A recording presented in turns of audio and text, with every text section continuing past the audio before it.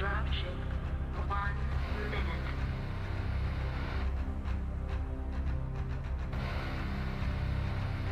All systems nominal.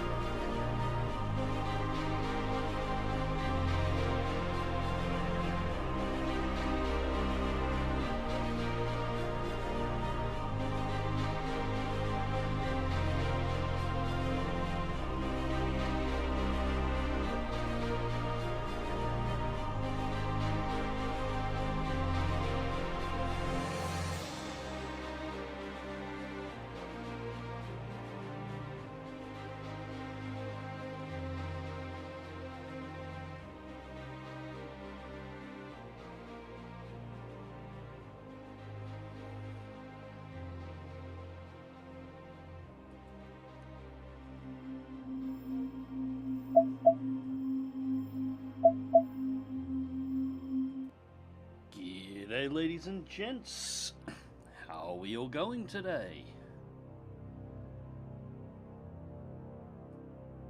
Enemy mech destroyed. Primary objective. I love that track. Alright, welcome back to the channel and to the stream. I've hopefully got everything organised tonight. I'm just quickly checking my microphone levels, making sure everything is looking all good, because we have had issues in the past. If anybody has trouble hearing me, please let me know in chat. Alright, so, Battletech.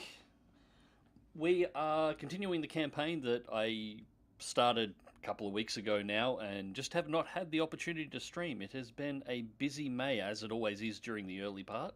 Got through my birthday not long after the stream, actually, earlier on in May, and then had a few other things on that kind of got me tied up. I had a couple of messages asking when this was coming back, so I wanted to get it up tonight. A couple of other messages that come through, so I'll address these now. Yes, I saw that Piranha released a Ghost Bears themed expansion for clans. Yes, I will absolutely be getting that and playing it. I don't care if it's good or bad. It's Ghost Bear. I have to. It's just, I have to.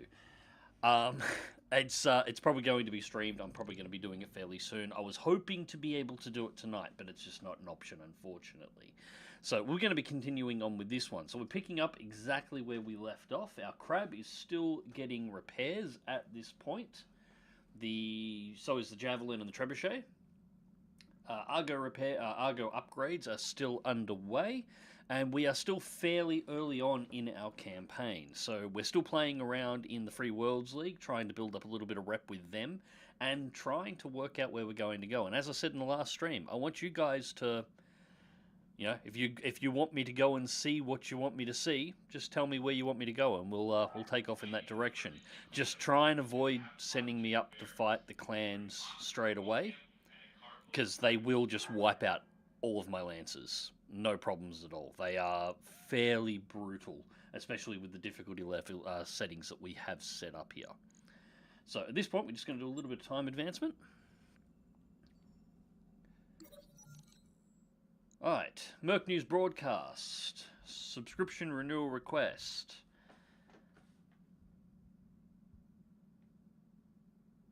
Yeah, no, we want the galactic map events, so yes.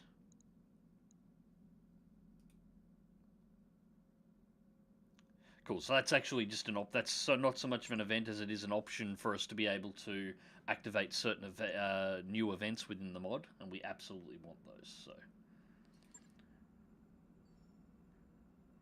as soon as we've got all our mechs up, which we now have, we will get ourselves a new mission and get underway. So how's everybody been anyway? I haven't, as I said, I haven't been able to catch up with the stream for a while. Just double check our mech bay quickly.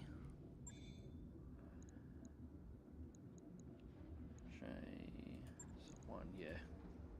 Yeah, no, that's right. We got to get rid of those lights and get some replacements. And barracks check. So glitch is out at the moment. I hear ya. Standing by. Everyone else is up and running, Commander. and yes, we had all the Good points to go. spared. We're saving up for Decker to start turning into recon. Alright.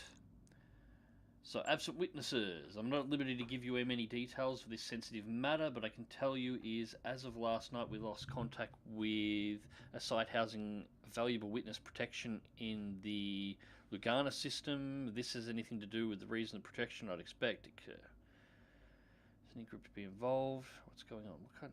It's a blackout mission. One skull blackout mission.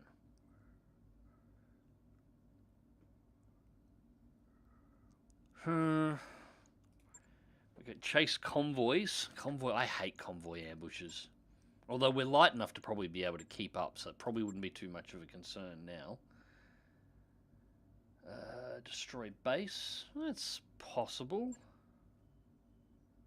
Another convoy ambush. I don't want to jump over and start working for Steiner yet. I will get some rep with them eventually, but not yet. We'll do this. We'll do the blackout mission for a start. What's the worst that can happen? Yeah, not doing too bad, mate. Had my birthday at the start of this month, so that was a big night. I had a headache the next morning,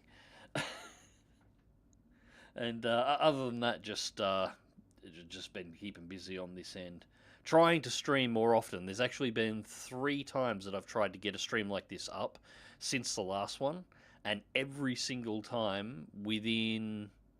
Right, usually during the time when I'm trying to get everything organised, I've lost internet due to unscheduled maintenance. It's starting to shit me. I was expecting it to happen tonight too, but we seem to be in luck so far. However, if I just completely flatline and drop off all of a sudden while I'm in the middle of a sentence, that's probably what's happening. Alright, so since we're doing this as a blackout, I'm going to take 3 and 13 because there might be some decent salvage on this. And that still gives us just under 500,000 credits just for repairs and general business. Now, Glitch is out of her javelins. It looks like Medusa's going to get some time in the cockpit. Besides that, we'll leave everybody the same. I do need to get rid of that Strider eventually. Although it's not terrible at 40 tons. But I want to get us up around 50 tons across the board. Alright, so we will go with that.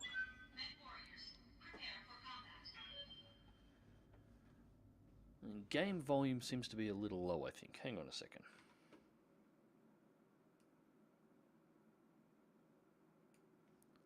Hopefully that'll be a bit better.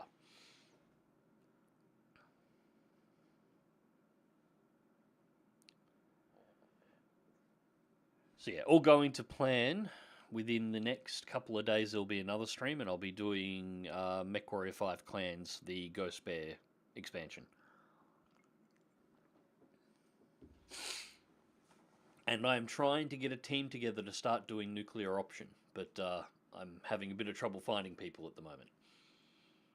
Wouldn't mind actually getting a couple of teams running for nuclear option and actually get people on both sides. Actually just take over a server and have us all go to head-to-head for fun.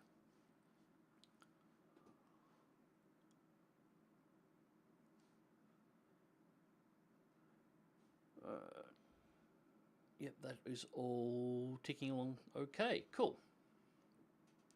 Doesn't look like we should be having too much in the way of dropouts either. We seem to be fine. Nice.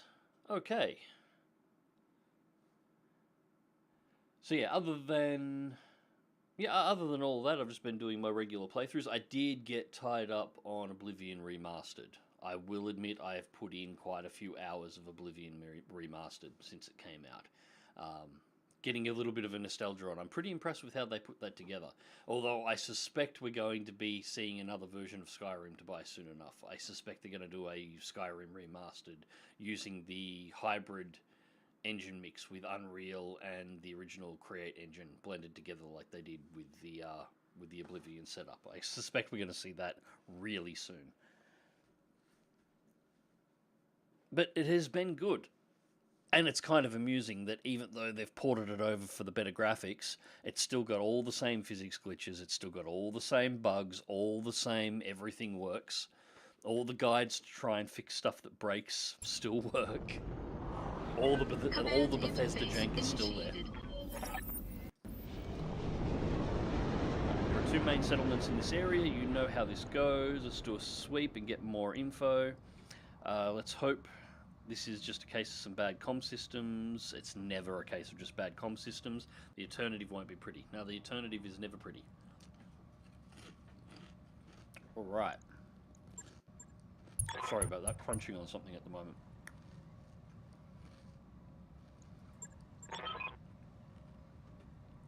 Rain will help with heap sinking. Right. So these turrets are probably going to activate when we approach. Unknown mech there. There'll be more. Oh, it looks like they're getting their turns first too.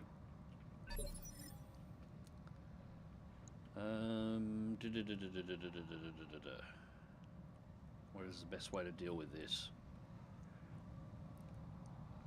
Best bet will probably be to try and bait the mech over the ridge line if we can. Yep.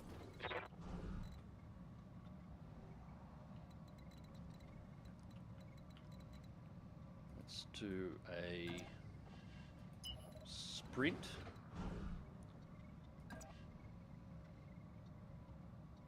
This might give us line of sight of a couple of the turrets.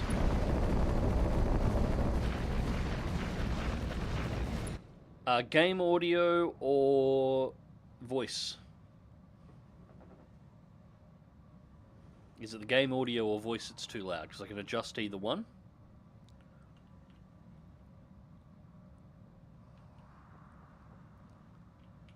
Alright, we'll hold the jav there. Still no visual on turrets. Waiting for orders. Decker. Now he's got ECM, so I don't want him to go too far.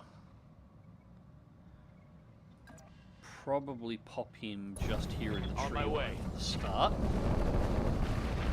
Voice is too low. Alright, I will turn the voice. Hang on, I will check and see. Make sure we're running the right mic, because this has a really bad habit of changing it. No, it's running the right mic. Okay. Alright, there we go. I've just turned myself up a little bit. Is that any better? We will brace in the tree line. Now. What do you need? Yes, Commander. Behemoth and the Trebuchet first. Now, I want to get... That's going to block. Yeah. Get Hardball around first. On my way. Crab, because he needs to engage close. Then I want to get the Trebuchet up on this little hill here to act as fire support on this first base to clear.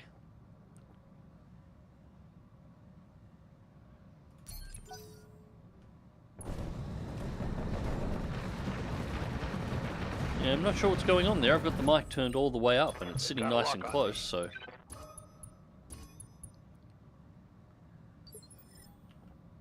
Commander. Right. Now I don't... Acknowledge. You left out there on the open. I probably should have left the crab over there.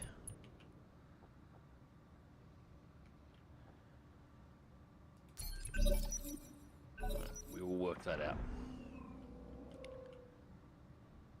We'll see what they do this round. There we go. He's cresting the ridge line.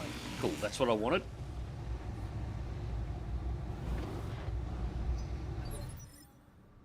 Now what have we got? It's only a Stinger.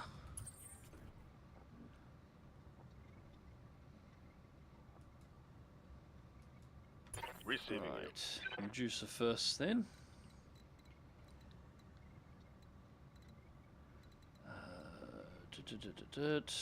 Two evasion. We need to get higher evasion numbers here. This is not high enough for what I'm after. I don't really want to go around the back of the mountain.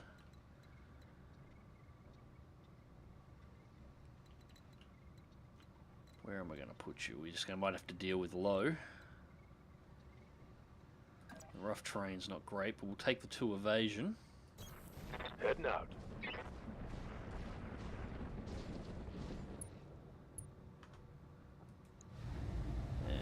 Yep, that works. I copy.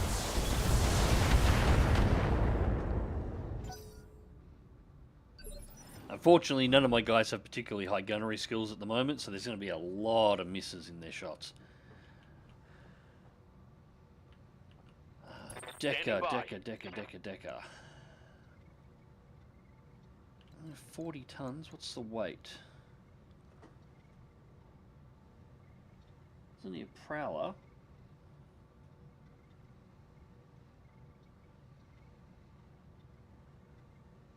Risky, but might be able to do it. Let's just do a charge. Heading out.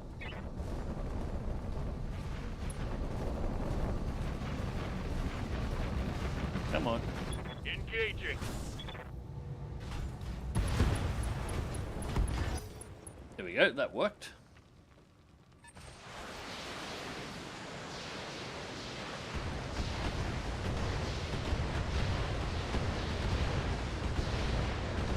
Like that. Jesus Christ, that is definitely one of the turrets.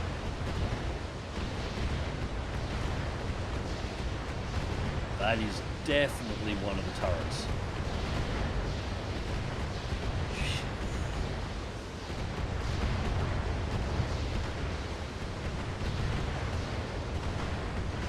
I feel like I'm being hit by a Helldiver's incendiary bombardment at the moment. Christ.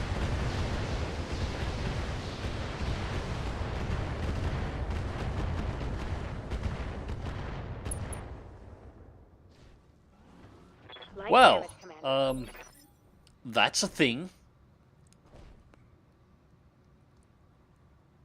I need to get the javelin out of there, I think. Waiting for order. Now all the forest is on fire. Alright, so Location get the confirmed. trebuchet around this side and do an indirect fire on the stinger.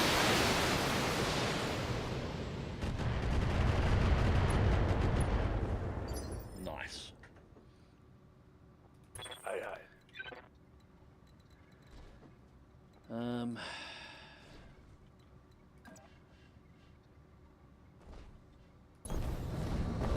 More shots, just got to stay out of the fire and let the forest burn down.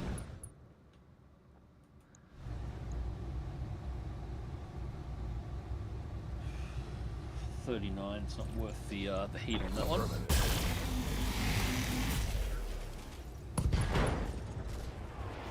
Alright, left leg destroyed, so that's a knockover in the fire.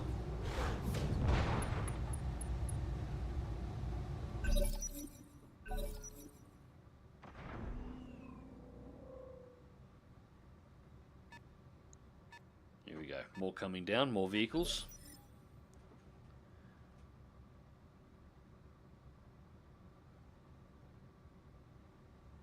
G'day, dead meat. Yes, Commander. Alright, let's get you over here somewhere. Firing jump jets. There we go. Nothing you can attack from there, so we'll just brace and stabilize you anyway, and we'll leave him up in the fire.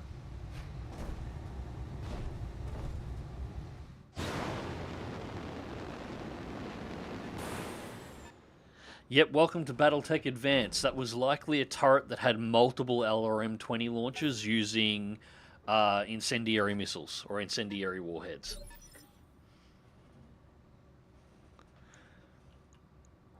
There is a whole bunch of new interesting weapons in this mod, along with mechs, and a whole bunch of new and interesting ammunition types that you can use and change between in missions, if you have access to them.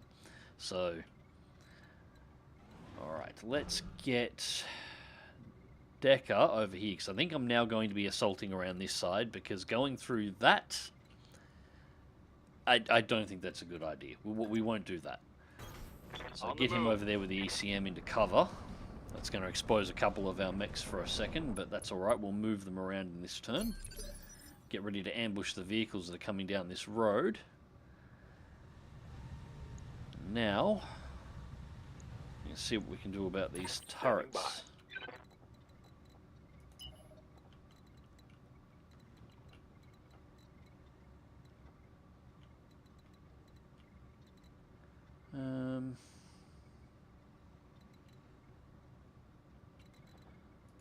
I suppose we might as well.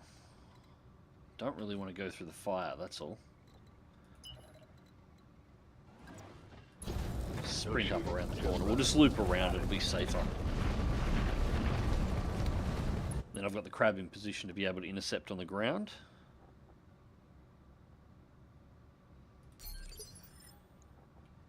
Ready for And order. Behemoth is standing in trees at the moment, so we probably want to move her up onto the dirt here, Roger that. because that fire is probably going to spread.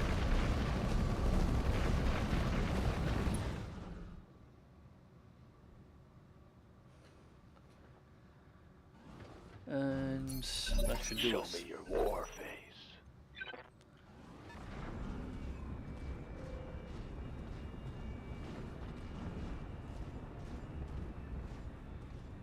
Harasser with flamers. God, these guys really do love their fire.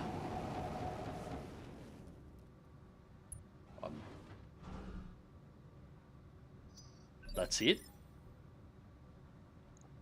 Good to go.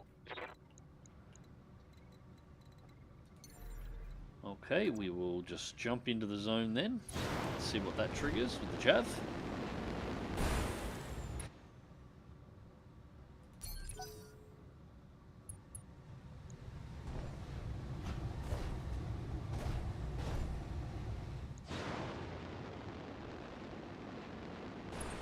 Alright.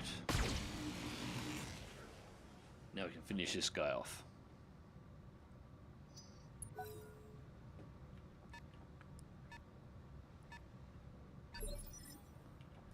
Commander? Move order received.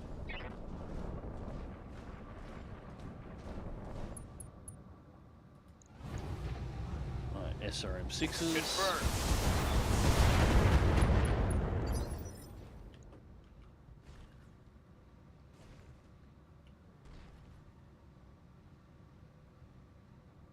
We should, at the completion of the next What's up, turn,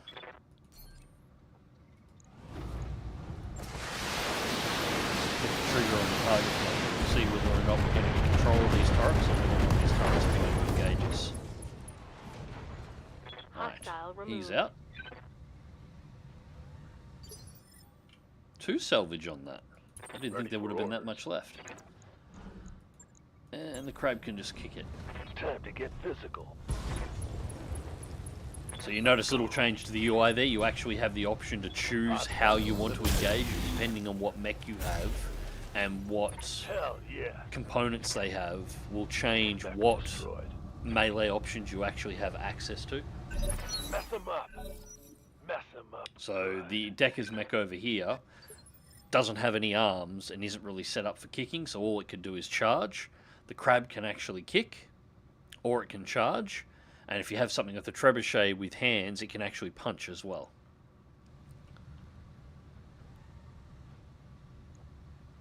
Orders. Okay. Why have we had nothing happen here in the target zone? Alright, we need 2 units, that's why. My bad. Okay. Waiting for Medusa orders. can stay, I'll do what I can. and I'll bring Decker in as well. Hopefully they just don't get alphaed by all these turrets. Gotcha, I'm not going down without a fight, you bastards. I saw what you did and let the whole world know at the trial. I recognize that voice, that's the witness. This seems to be a recording message though. That's real great, I think we're after them. Turrets spinning up, better deal with them first, and then we can go thank the witness. Okay, so we are going to have to fight the turrets. And there is absolutely... Why can you not hit? Okay, you apparently can't hit. Good to go. Alright, what have we got? Light mortar? Light medium range missile? Yeah, the medium range missile needs to be the first one taken out.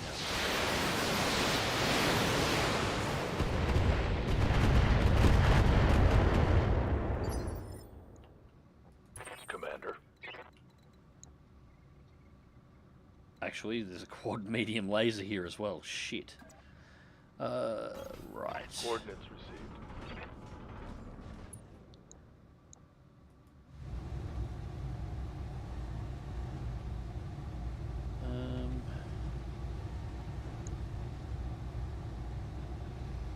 Yeah, we'll still get rid of the medium range missiles. Or try to at the very least. God damn. Let's do this.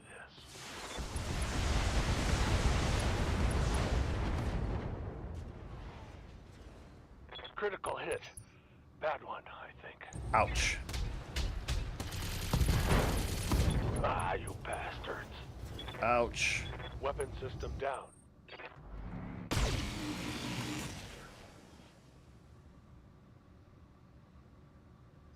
gonna eject. Shit. Orders. Yeah, pull back, pull back, pull back. That should break line of sight to most of everything. Get the Jav out. Fire. Yeah, left torso, left arm's gone. Right torso is critical. He's going to be avoiding the rest of this fight.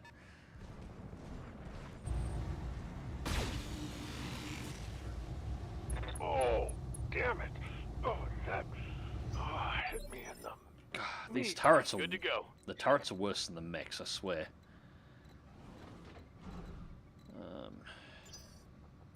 Yes, Commander. Alright, Decker...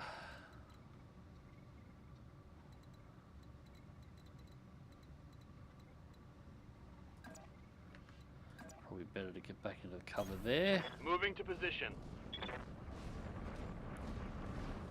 Get as much evasion as he possibly can to avoid the turret fire. Confirmed. Receiving you. Trebuchet.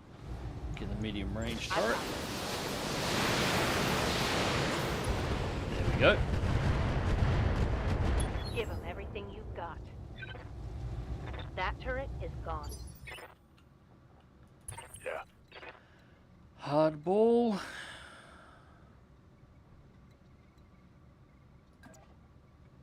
We are going to...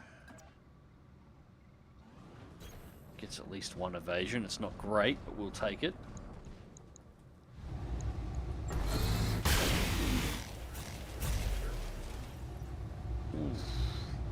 Almost into the structure.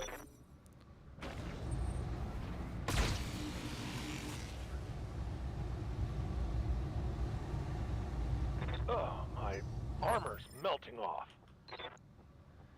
Yeah, I was worried this mission might be a little rough, but oh well. And there's going to be another town usually with turrets we'll have to deal with. But at least that one we won't have groups in the middle of it when it activates. Locked up. Hell yeah. Right, that's quad laser. Just, alright. Ejecting. You got a successful kill and then you punched out. Fair Yes, enough. Commander.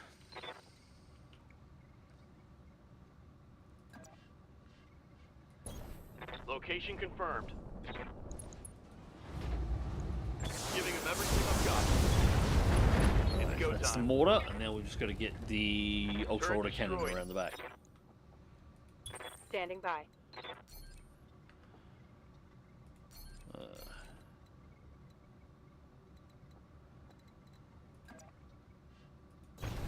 Moving out.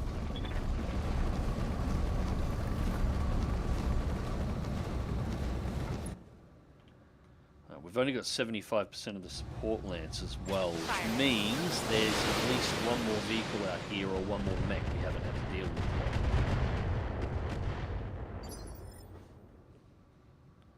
with. Ready for orders. Okay. Can I get... That will give me an Copy angle. that.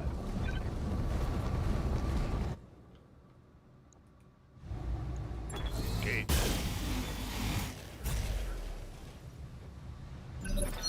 Damn. Miss with too many Let's beams. do this. Oh, looks like the other mech's made it in, and it looks like it might be an Ubermech. Friendly battle deck down. How?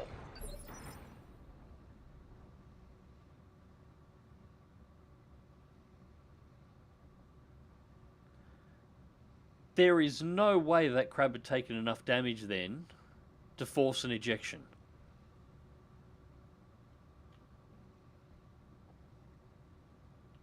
Huh.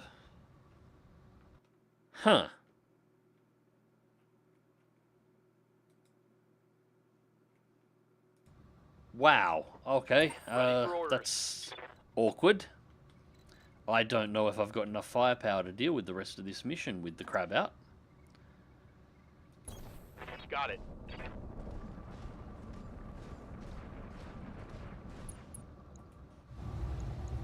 Roger.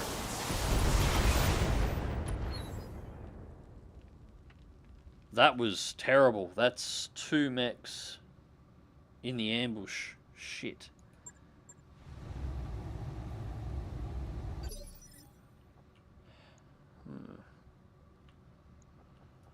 Commander. Alright, I'll deal with the urban mech now.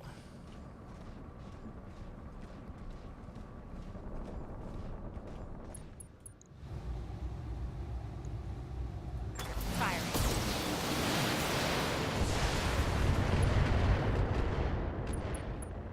Next warriors, show 'em Oh, what we you got Narc on it at the very least.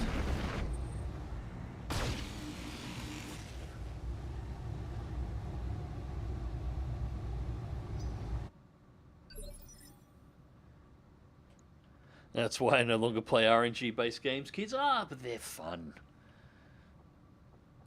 That was a little surprising. It wasn't surprising that the Jav went. A little surprising when it went, but I was half expecting him to eject at some point. Yeah. I'm not sure why my main character bailed out of the crab though. That's got me fucked. 27% chance Locked of on hits. target. He's in a real bastard spot to get to.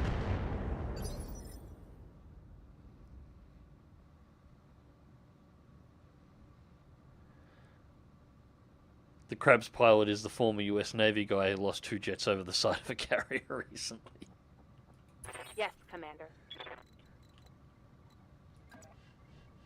I've been following that a little bit. I still haven't seen the exact report on how that happened.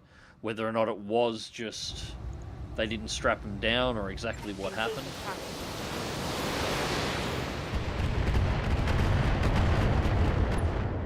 Tough luck to have 2 of them fall off in as many weeks.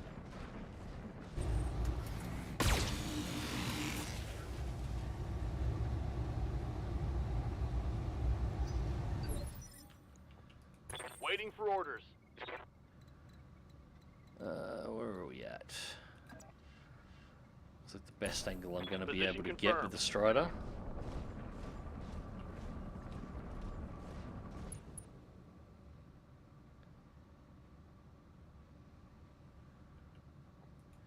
Probably an adrenaline junkie, really gets his blood pumping. Hang on, was it the same pilot who lost the jets? Because if it's so and he punched out twice, yeah, that's not good. They only allow, I think they only allow 2 ejections, and then you've got you get passed out. Or is it 3? I can't remember the rule. I can't remember if it's 2 or 3. It's to do with the damage that the ejection does to your spine. If you start doing more than that, it can actually crunch your spine. And so there is a limit on how many times you're allowed to eject out of fighter across all US branches. And if you hit it, they desk job you. Orders.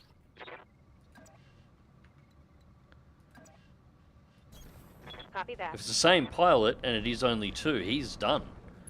Whether or not it was his fault or not, he'll never fly again.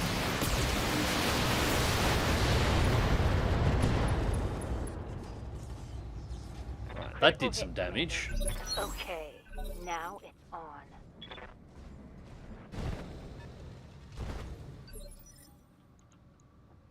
Orders. Oh, right. Now this guy's just in the right spot to be really, really, really bloody annoying.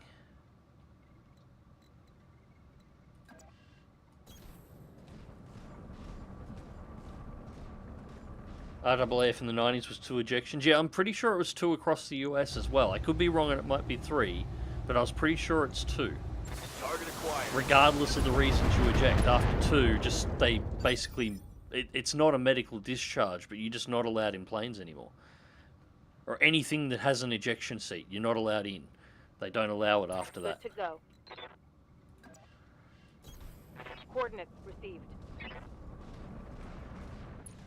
First one was being moved when the carrier was thrown into emergency maneuvers and the plane and tug went over the side.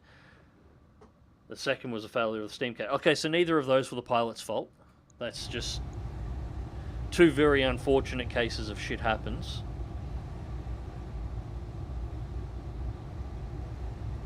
On it. Yeah, if it is two cases of shit happens for him and his career's over as a fighter pilot.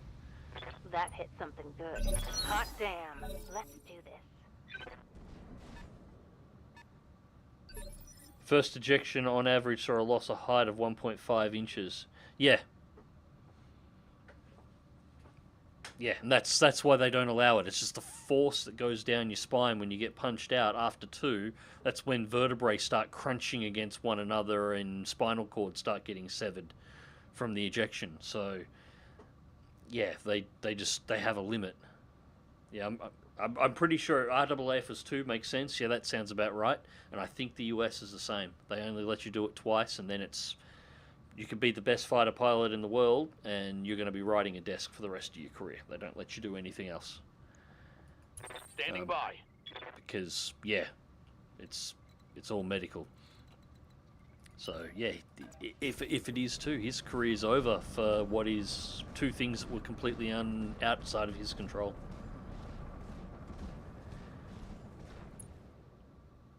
Cargo planes, here I come. Yeah, well, they might. They might let you fly something without an ejection seat, but yeah, nothing you can get punched out of. We had a helicopter pilot that did not listen to instructions and crashed into a commercial airliner. The aircraft carrier that hit a merchant ship in the US military is in a rough state.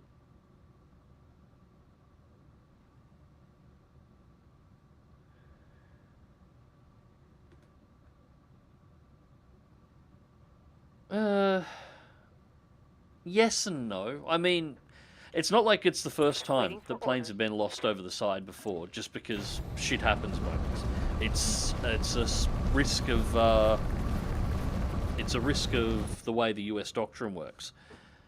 Because whenever the carriers are active, they have almost all of their planes stored on the flight deck rather than under. Most other nations with carriers, or let's face it, there's only really 2, have most of their planes stored under the deck. And so if they want to deploy, everything needs to be brought up. The US stores everything that's active on deck so they can be ready to launch in a moment. The side effect of that is occasionally they do fall off the side. There's been Tomcats go over the side before. These are not the first Hornets that have been lost. Little unfortunate lost 2 in such a short period of time, but that's happened. Navy Phantoms, there's going back as long as they've been carriers, they've lost planes over the side just because that's the way the US does things. It allows for very, very, very fast deployments of aircraft and allows them to put more aircraft into the air faster than any other nation with a carrier has ever been able to do so. But the risk is you have essentially an entire air wing sitting on a giant plate that's sitting on top of a boat hull that's bobbing around the ocean that can get some pretty serious leans if it has to get thrown around. So if a strap's loose, if somebody just doesn't do something perfectly, shit can just fall off. That can happen. So yeah, I wouldn't say that's a side of the US military being in rough shape. And it's not the first time ships have run over shit either. I mean, shit. Australia ran over 2 different destroyers with our aircraft carrier before we sold it. Let's get this done. Sometimes that does just happen as well.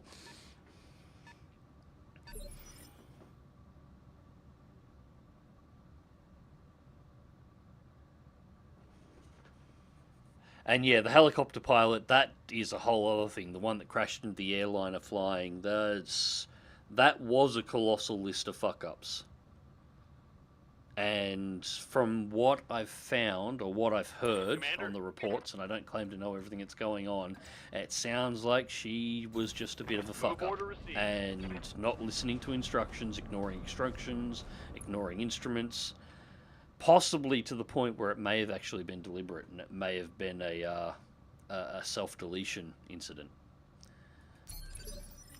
Which is a fucking shitty way of doing it. Acknowledged.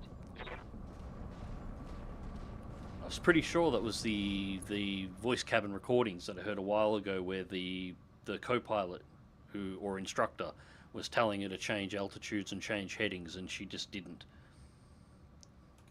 So yeah, that's a whole other thing there. I'm still not 100% sure on what's going on.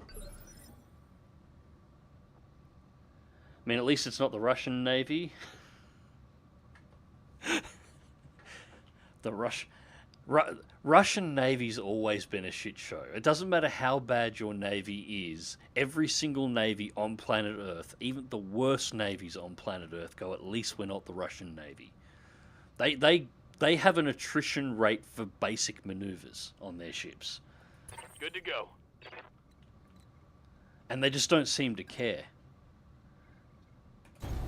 Roger that.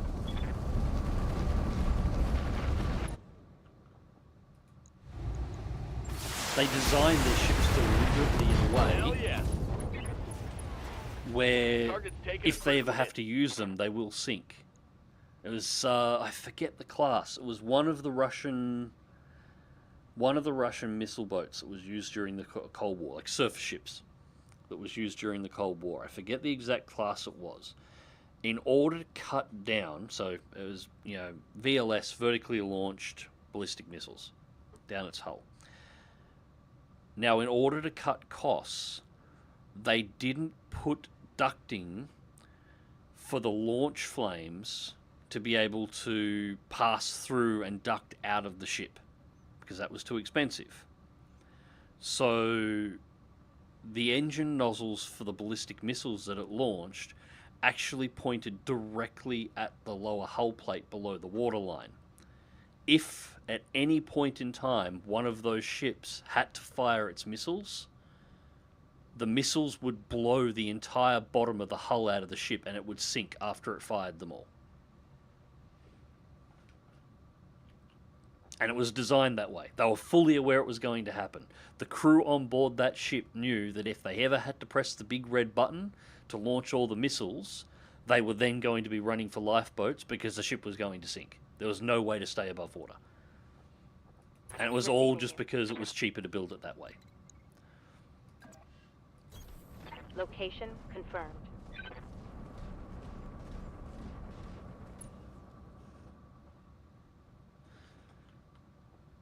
Russian military runs on vodka. It does, especially the air forces. Remember, anytime somebody says that and anybody turns around and says no, it's a joke. Russia literally used a variant of vodka to cool their radars in some of their jets during the Cold War, and had a problem because the ground maintenance crews would actually drink the radar cooling fluid and get shit-faced. So the plane's radars never worked. Confirmed. Genuine Russian problem.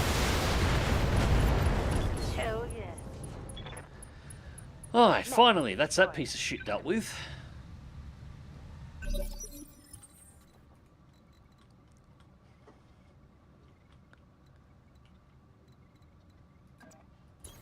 Heading out.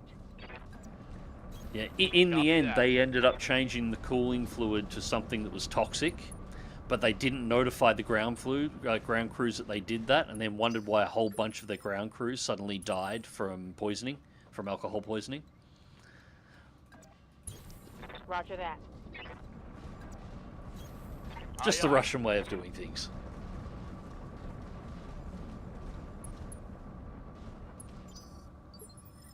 A lot of competent and skilled personnel were either drawn out or forced out of the US military in the last 4 years. That's changing now.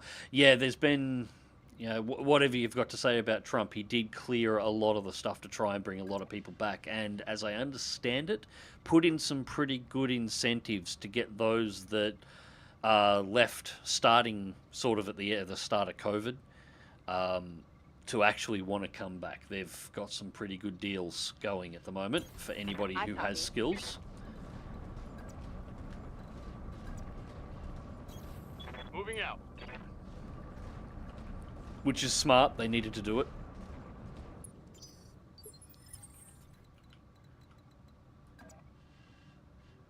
A brain drain my is the way. absolute worst thing that can happen to any military. You start losing people that actually have high-level skills. And you not only lose people that are capable of doing the job, you lose the people that are capable of training other people to do the job, and you you become like the Russian military. Like that's a big part of what's actually happened to Russia's military. A lot of their shit's always been really sketchy, in particular to their navy, but during the Cold War they did have some very competent units. But as soon as the Berlin Wall went down and the Soviet Union folded, and the doors to the west opened up, a lot of the really skilled individuals abandoned Russia and moved over to the west because they worked out very quickly that they had skills that were high enough they could step into jobs where they could earn more money than they ever dreamed of and live a better life than they were ever capable of having inside of the USSR or inside of Russia, and they bailed. And the Russian military post 1990 had a massive brain drain that it has never recovered from. So ignoring even the sketchy parts that they've always had, the bits that they did competently they lost, which I think over the last couple of years we've seen some pretty good examples of that. And it's in everything. It's in their aircraft, it's in their aircraft design, it's in tank design, basic logistics, just the basic functions of making things work within a military they've lost and never recovered from, because they lost the people not only that were doing it, but were also the people that were capable of training others to, and they never developed that back. Looks like I can jump you in here.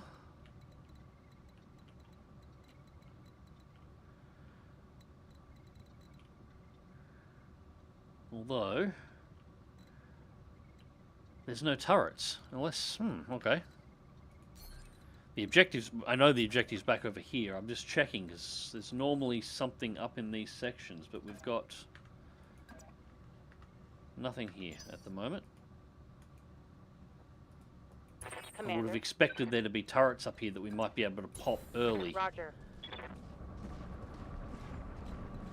But it looks like a no. So we going to go up through, and we're going to have to pop that turret and this one before we move in on the buildings. Roger.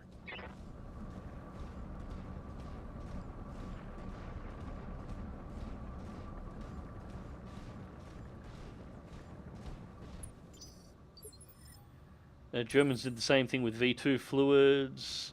They changed it early on to be poisonous, though. Yeah, it's not the first time it's happened. It's just really funny with the Russians, you know, because you've got the Russian vodka joke, and then you find out, no, they actually did use vodka as a cheap antifreeze cooling solution for their radars whenever they had planes that were placed in areas that got particularly cold, areas of Siberia and so on. And then you find out the ground crews were tanked all the time, so were drinking the fucking cooling fluid. That's just, you know, stereotypes are stereotypes for a reason. Confirmed.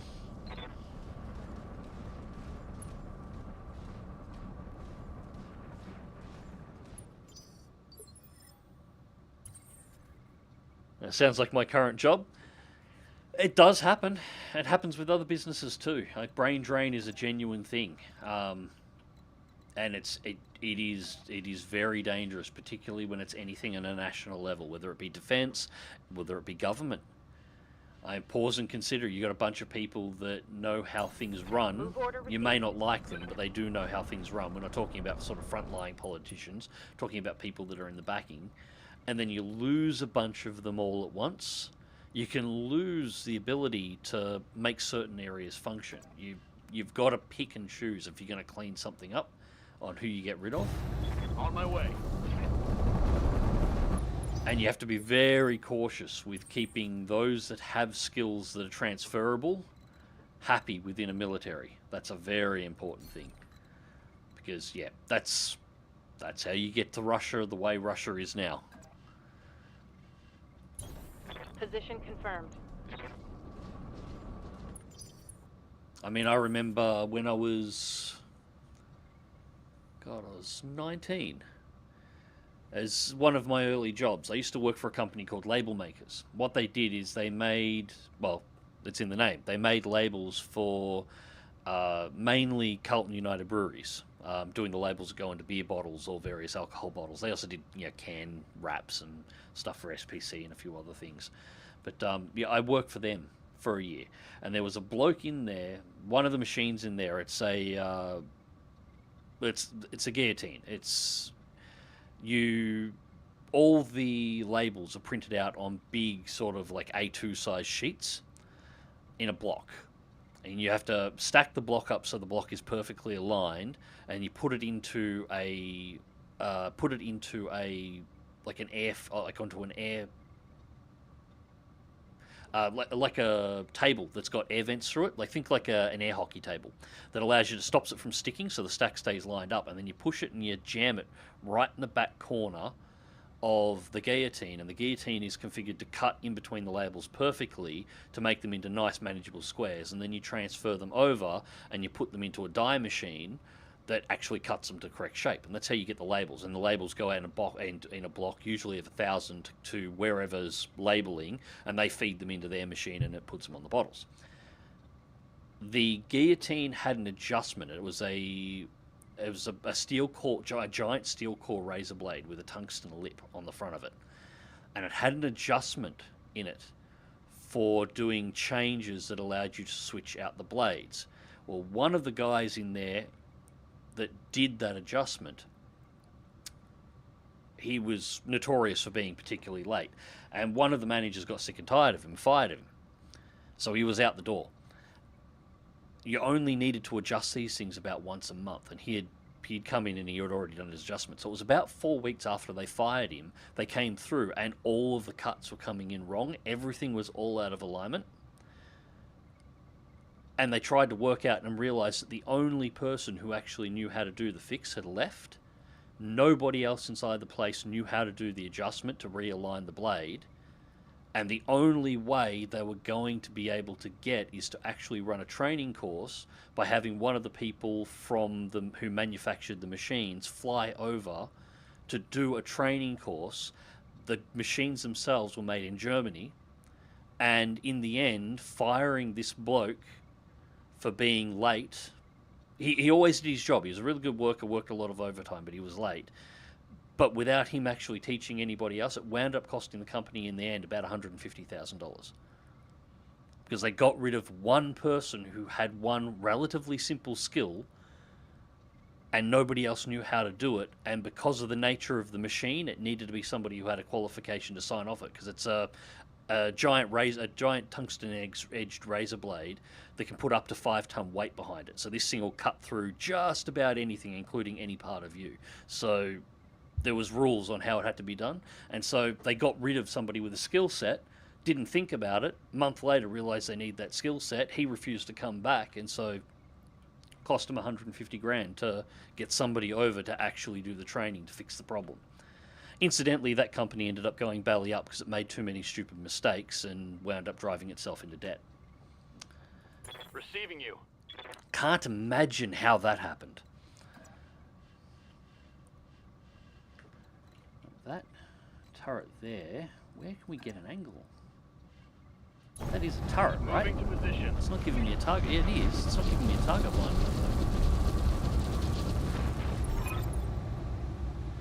You're too late. We've skewered this site. Once we find the damn snitch, we're taking them. Suffer the navigator to stop us.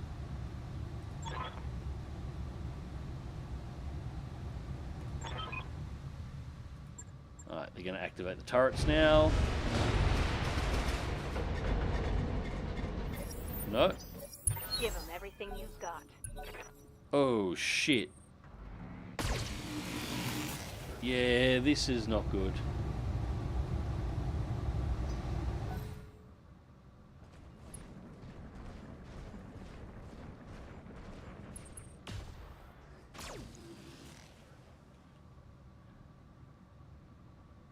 Damage minimal. No, I didn't work for Carlton United Breweries. We just made the labels for them. Standing by. Ah, shit. What have we got?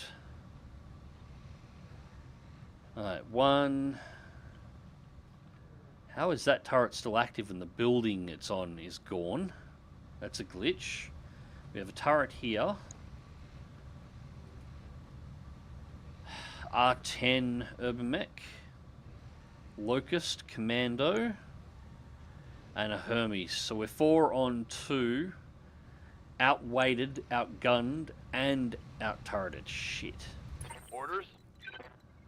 Yeah, we need to bail. Bail, bail, bail. I copy. We're not fighting him there. This is a pullback and hopefully peg him as he comes across the ridge line. Miss any death while I was on the toilet? Not yet, dead meat. Soon though, I'm sure.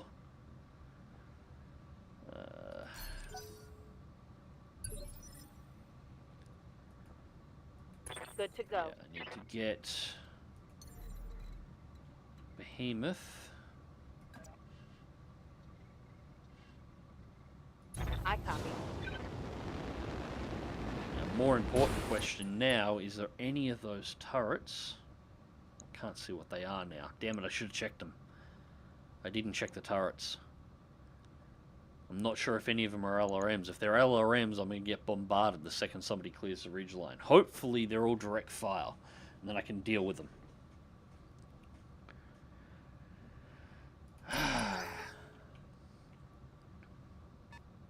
G'day, Shadow King. How's it going, mate? Alright, come on. Be nice. Come over the ridge one at a time. They've activated the base turrets. Add that to the pile of things to handle. Now, I do not want to engage the base turrets at all at the moment. Although it looks like I'm going to engage that one. And we have an LRM turret. Shit.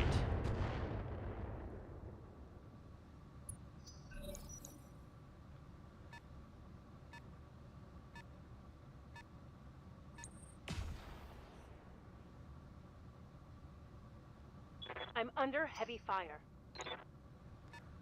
Damn it, damn it, damn it, damn it, damn it. I'm not sure I can do this with 2. We're going to try, but I'm not sure if I can. Yes, Commander.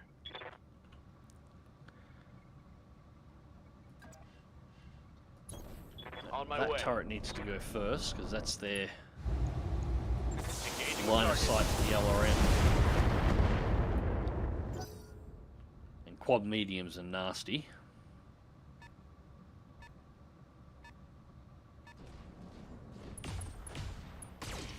Yeah. Ooh.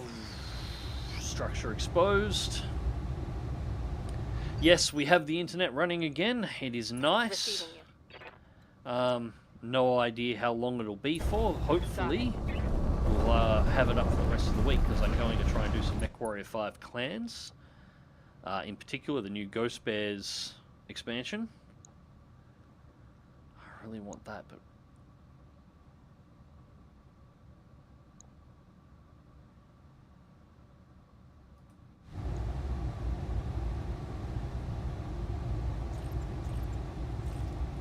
This thing just doesn't have a heat problem at all. Firing All right. for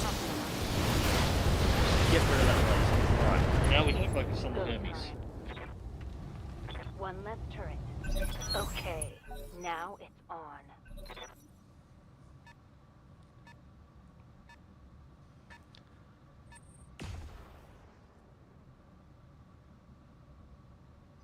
I think that was a narc.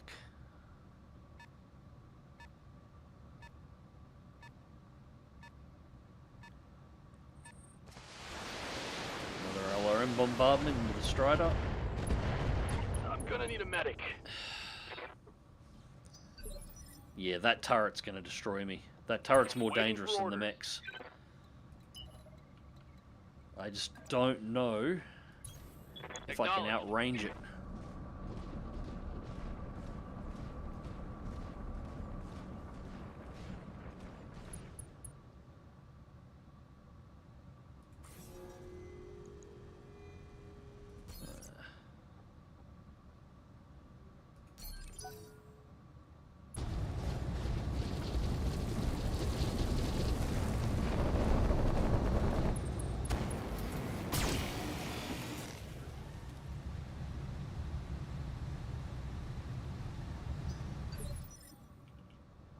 Ready for orders. Right.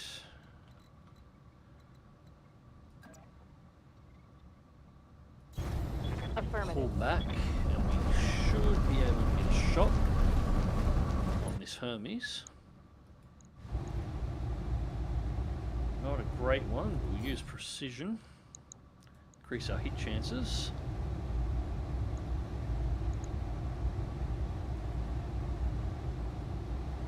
Still not great, but we've got to take it. Targeting point.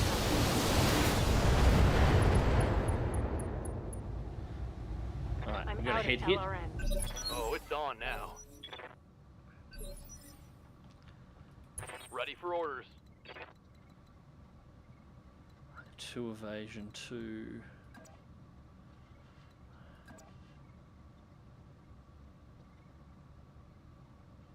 It's going to be right on the edge. Now, I need to present more left. Coordinates received.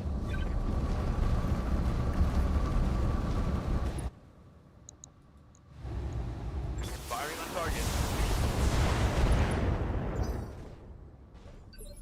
Alright, we've got him into unsteady. Is he going to fall?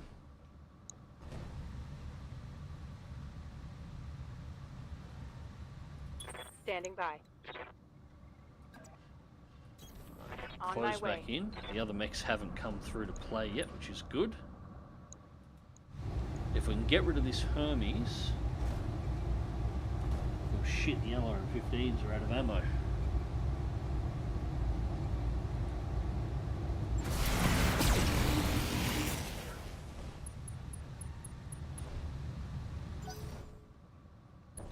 If we can get rid of the Hermes, we might be able to snipe the LRM turret.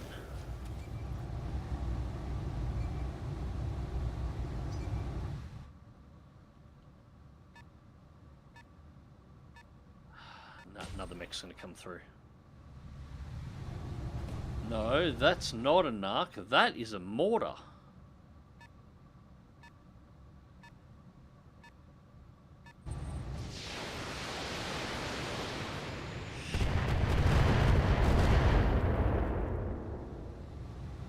I'm taking heavy hits. Hot damn. Let's do this. Ah! Ah, I'm hit. damn it. I'm taking internal damage. Yeah, they've got a perfect setup here for indirect fire. All they've got to do is keep eyes on us, and they can just pop us, and there's nothing we can do about it. I'm taking internal damage.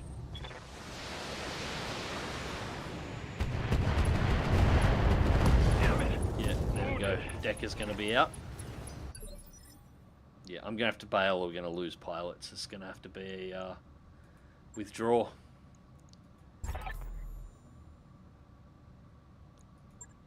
Retreating. Mission failed. It was losing the crab suddenly. That was the issue. As soon as we lost the crab, that was our major frontline mech. And we just didn't have anything we could push or hold them with. Got a 40-ton scout mech. And the trebuchet, which is configured as long-range support. It's not direct fire.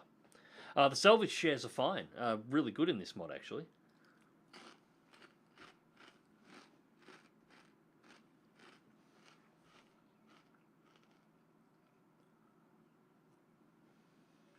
Right, we've got a good faith effort for a start. So we got 303,000. I'm not sure that's going to recover the pairs, to be honest.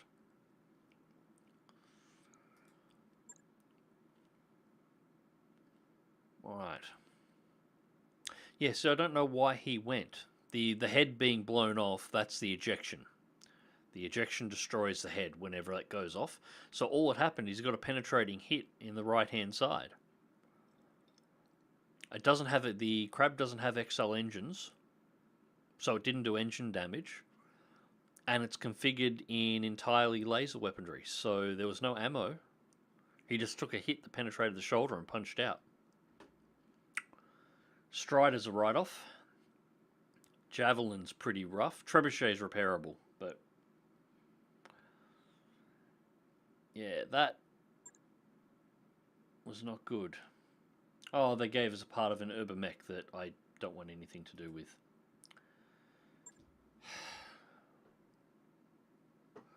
Huh. Well, that was a rough start to the stream.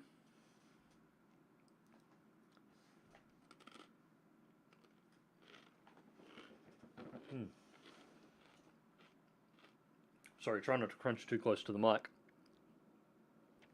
Yes, crab supremacy. Crab is good, crab is wise. Although this is 3061, so if I can get my hands on a new Zeal, yeah, the crab will have to be pushed aside, I think. Can get the Bushwhacker as well, that would be nice.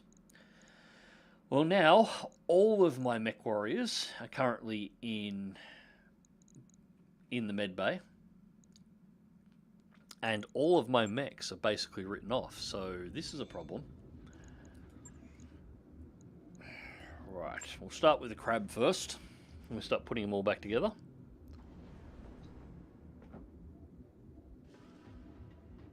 Good morning, JD. How's it going, mate? Alright, bolt the head back on. We lost a small laser and a heat sink.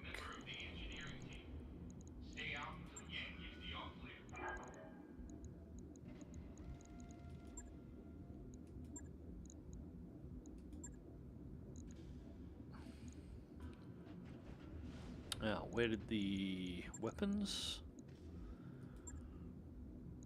Gauze, lasers, large, medium, chem.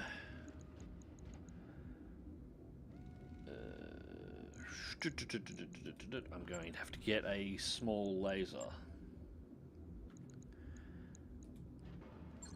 So we go to the store. Surely they've got a small laser in there. ER large, medium. ER small laser, 55,000. What's the weight on that? 0.5. 0.5, damage 12, damage 15, heat 9.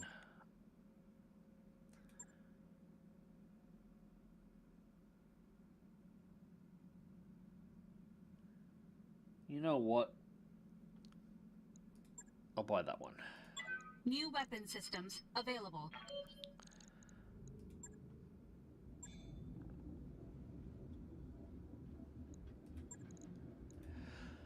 Alright, put all these back together. So, replace the cockpit. We need internals. We need a new heat sink in. And we need weapons, small weapons. Hang on. Oh, we actually already had one. I clicked on the wrong tab. Oh, no matter. ER small laser in the head, and that has it fixed. 44 and 7 days. Yeah, there's bugger all damage to the crab.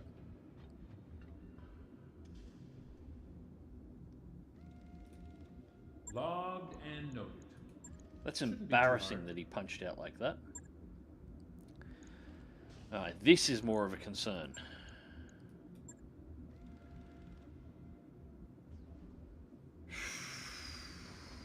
Damn it, damn it, damn it.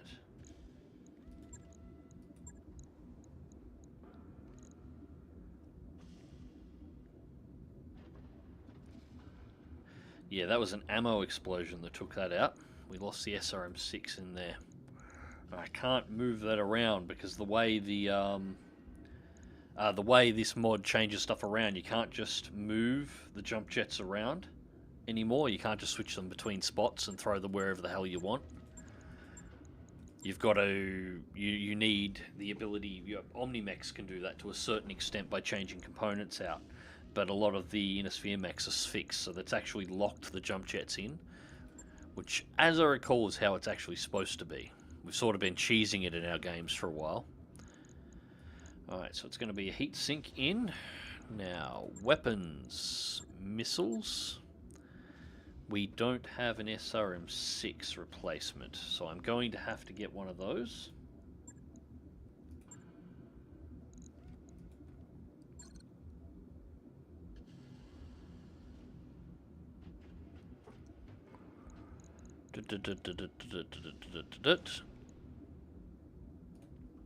Store. At least we're inside of the like near the core world, so we should have access to most of everything. Although, having said that, there is no SRM6s here. We got Streak SRM4s, SRM4s, SRM2s. Huh. Okay, that's a slight problem.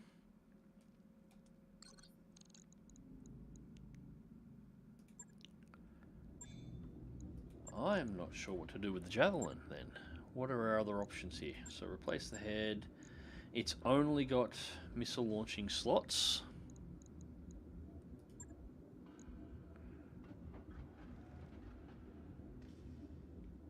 What are our weights?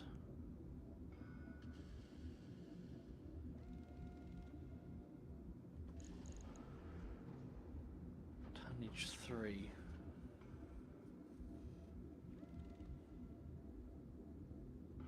I was thinking whether or not we pull the SRM6s and switch over to 2 SRM4s per side. I'd need to find some tonnage, but that would actually give us more alpha on the Javelin.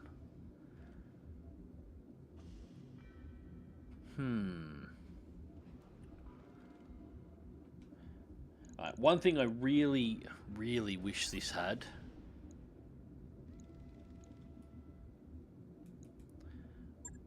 was the ability to access the store while you're working in the mech lab. Having to jump back and forth like this gets really annoying.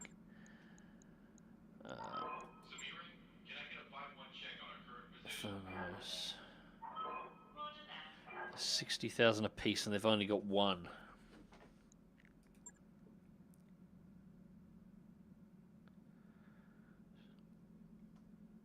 All right, we'll buy that. Systems available. We'll buy one. We'll see what we can do with this.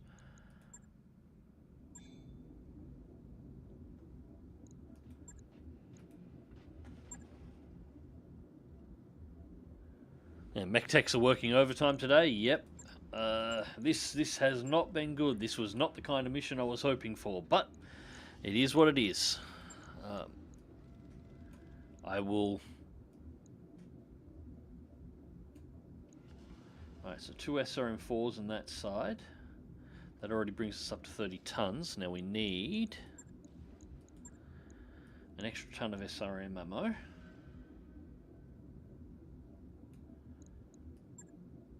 So I'm going to pull the jump jets. I'm not going to try and put them in. I'm just going to reduce the jump jet range.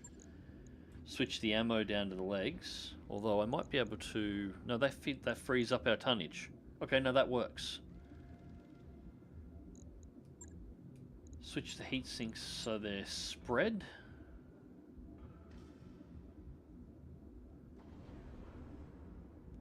What are we missing? This mech does not have the minimum amount of heat sinks. Shit, that's right, we need 10. So I've got to fit a heat sink back in, which means I need to find a ton. That's alright, we will pull a... Jump jets are only 0.5 tons on this size. What are we going to do? Gonna have to pull more. Pull 2. The jumps are not going to be great on the Jav, but this is just what we're going to have to do for the moment. Heat sink in the center. That has us up to 29. Oh no, wait. They're not 0.5. They are 1 ton apiece.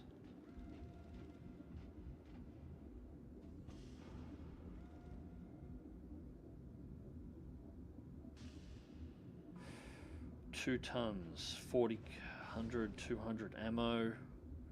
Yeah, no, we'll go for the...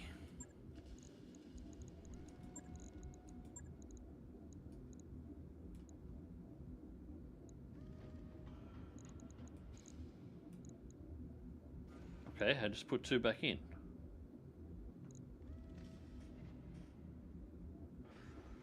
Alright, I won't argue with it. We'll just validate that. We'll go for it.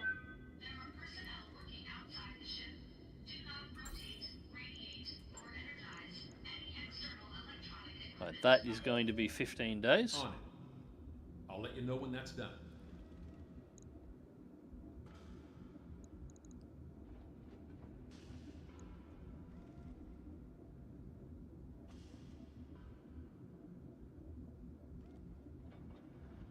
Yeah, weight. That should be, well, it'll be more powerful than what it was. Its jump jet's range is going to be reduced, but that should be fine. The Wasps are okay, because we haven't ran them. Trebuchet should be pretty straightforward, I think. Yep, just repair it. Nothing was lost on it, so it's fine. This is going to be rough. Alright. Jesus, alright. This is a real problem, because this one here's got Artemis 4 SRMs.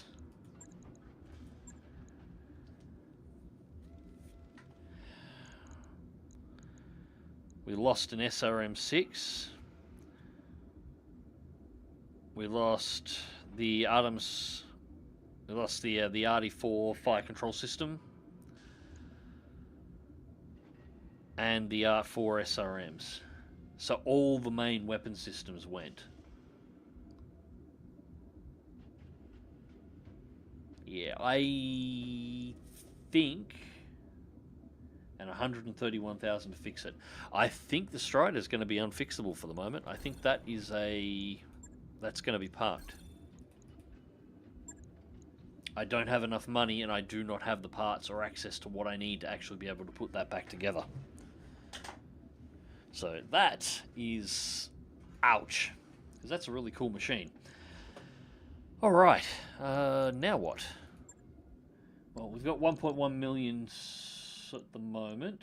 We're not going to have pilots enough to be able to operate for, well, at least to the next financial report.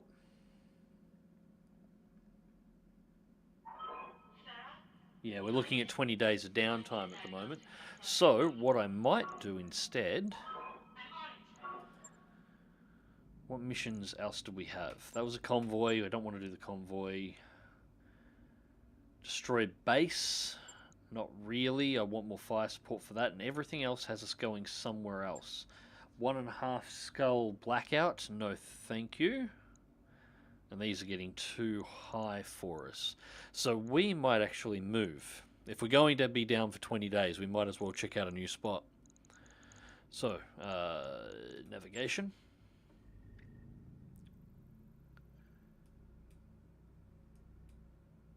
What do we have there? Frontline engagement. Ford is under attack by Marek. What's the... It's 2.5. Yeah, that's beyond us. 1.5. Neutral systems. Jesus, that's a spike. Let's put in a filter here. Let's go for... Let's have a look for half skulls in our area just for a start. Because they will have higher level missions on it. Alright, right up here on the border. Griffith system was settled during the Star League era at some point after the reunification war. It houses small but important weapons manufacturers to utilize low temperatures to refine circuitry.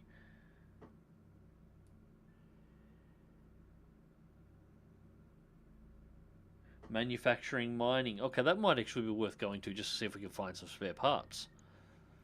Alright, 25 days. It'll cost 90,000. By your command. By the time we get to the other side, we should have all the mechs fixed. Right, now I can actually have a check to see what's going on in chat. Hey boss, we've just completed those upgrades.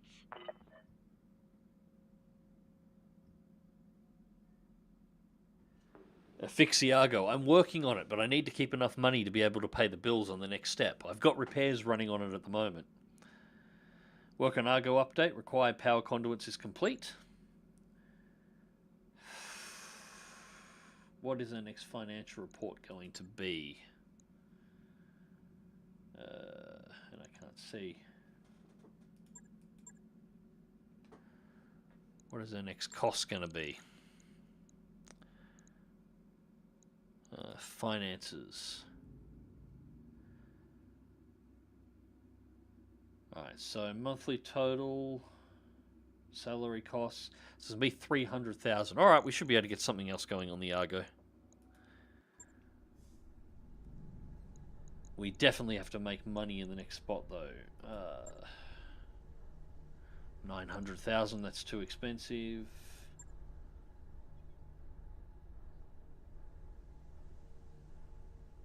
Yeah, we can do that. Get the automation systems up and running.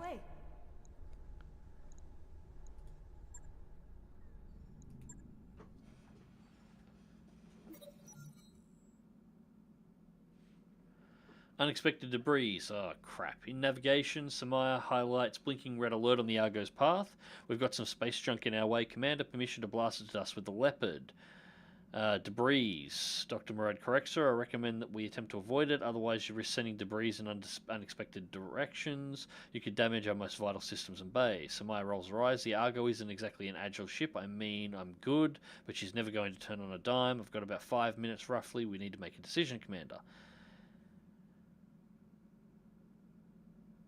We don't have the improved power conduits, so let's deploy the Leopard and see what happens.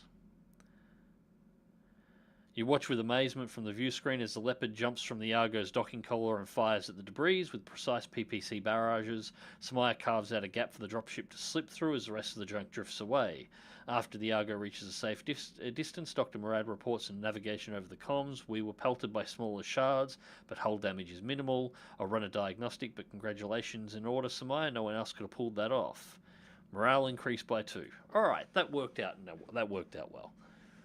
They could have gone the other way and broken parts of the ship.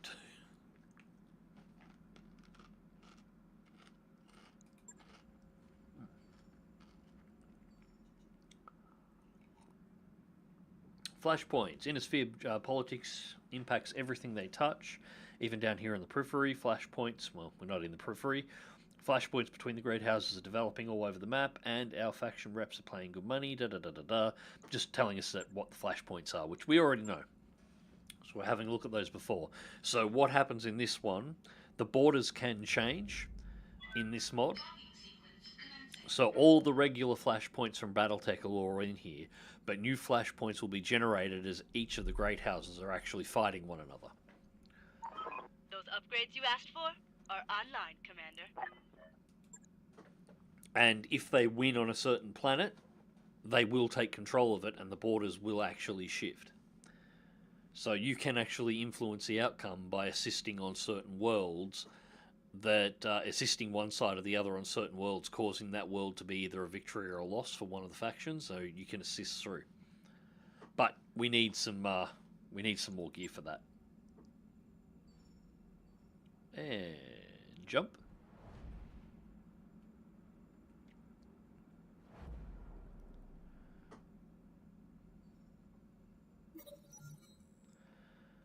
Glitch hops off a bed as she enters the med bay. It's a miracle. I'm good as new thanks to a little-known natural remedy.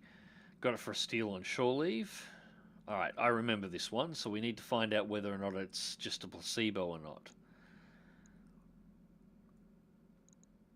Order the med techs to analyze Glitch's natural remedy. Your results are promising. Who knows, Glitch? Maybe you need to stock up the med bay with this narwhal dust. You shrug, turning to the med tech. Analyze this powder and report back. An hour later, you receive an illuminating report from the med tech. You summarize for Glitch. Let's start with the bad news. Your natural remedy is a mix of baking soda and granulated sugar. Any supposed benefit is purely a placebo effect. The good news is you're being discharged. Apparently the hairline fracture is fairly minor. You lower the report. How much did you pay for this junk anyway? Too much. I didn't know if I'd ever find this stuff again. I bought 15 cases. Look at the bright side, Mech Warrior. The kitchen crew can bake a few hundred cakes with your confectionery supplies. Alright, so Glitch has recovered from an injury. Glitch has gained the following tags for 14 days low spirits. That's okay. We're still in transit.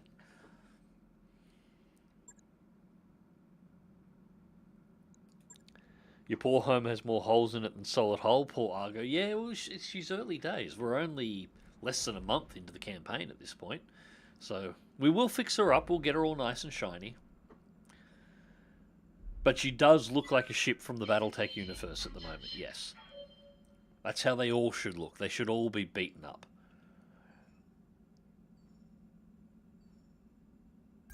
Job's done, Commander. And let's be perfectly honest here. In lore, this ship was manufactured by Boeing Interstellar, so having the doors fall off is, you know, it's kind of on point.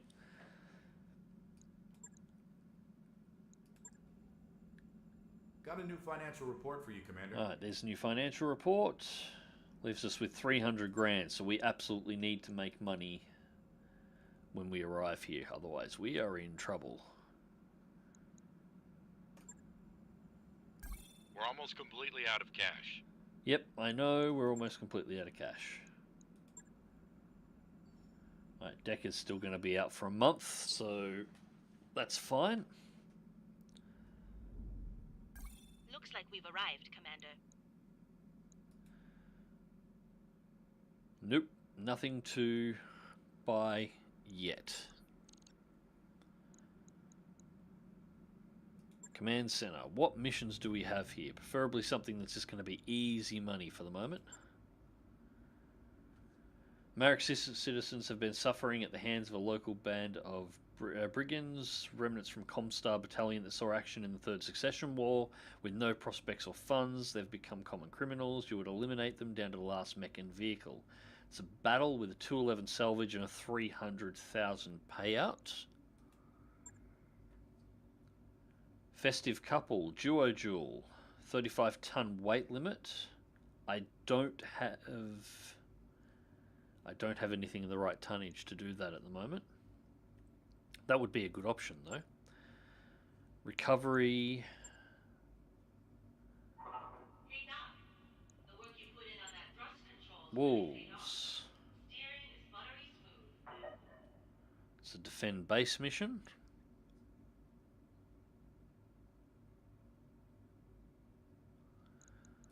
Well, the letter of marque is probably an easy enough one. Do the battle.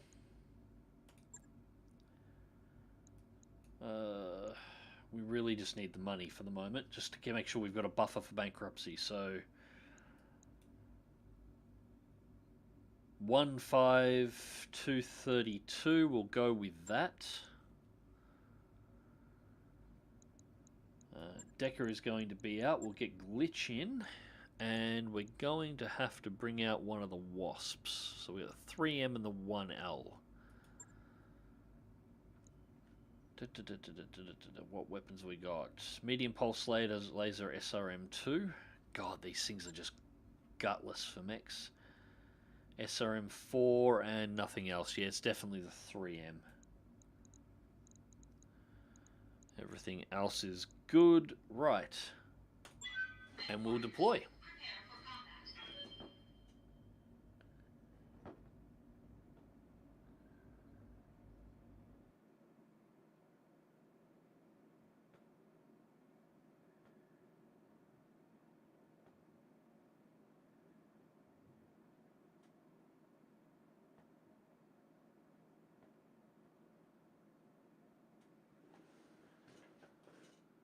See, now I like Vox's idea here. A whole bunch of duct tape and just some tarps. And just put that over. That'll do. That'll just cover the holes up. Bit of spray paint on there, nobody will notice. It's fine. At least until we get enough money to actually fix it.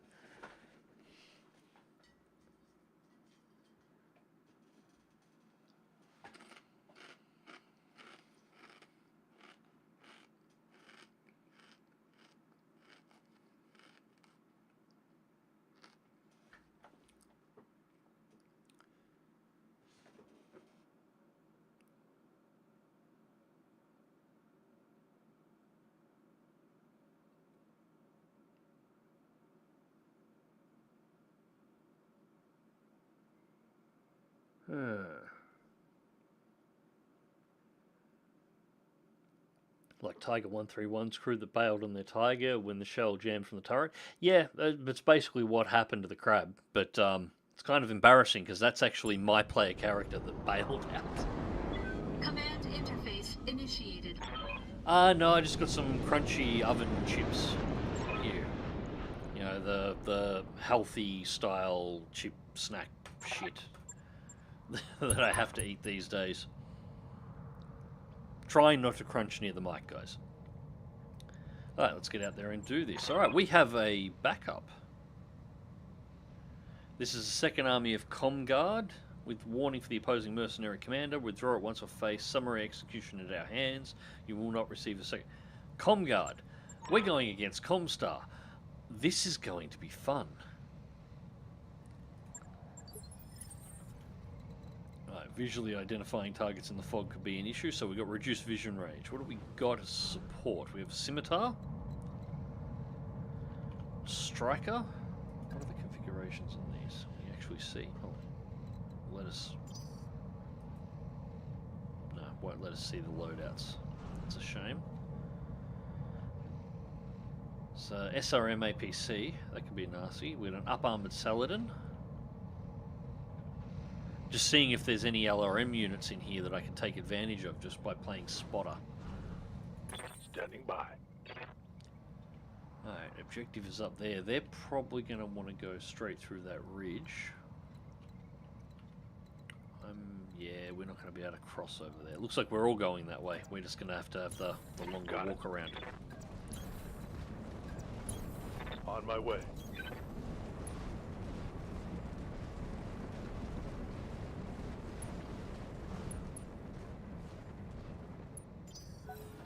Bloody Aussies forget your scrap wagons and have pride in what you drive. Hey, I drive a really nice car, okay? I'm just not too concerned about my spaceship. Not yet. It's a fixer-upper. At the moment I'm driving it like a rat rod of spacecraft. And but we'll get in the end it will have its 0G pull, which is actually a terrible idea, but it's an option. It's literally the last upgrade you get. Aye, aye. You install a pull in the Argo for your crew. Copy that. You betcha.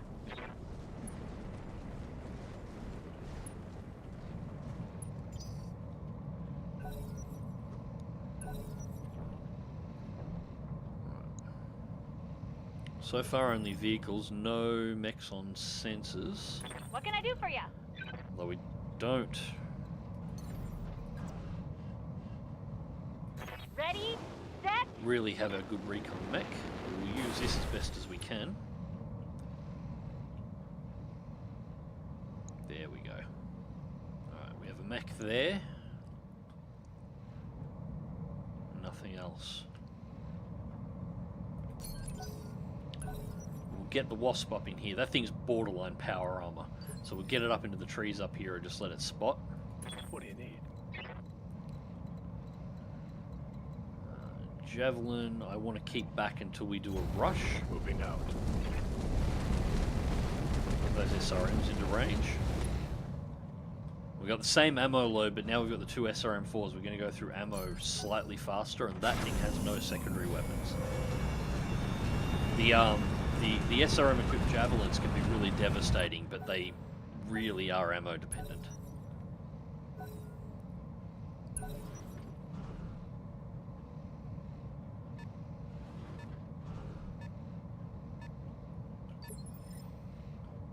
Yeah.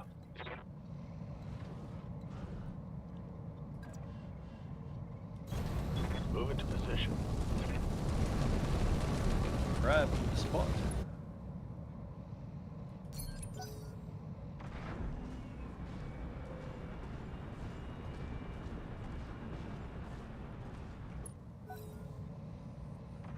I think what I want to do is pull the initial engagement, hit their units, and then back off and drag their units into the Marek patrol, vehicle patrol. What's up, boss? So we will put Commander. Hemoth back here for LRM support. Copy that. I want to save as much armor on these guys as I possibly can. I don't want to repeat of the last mission.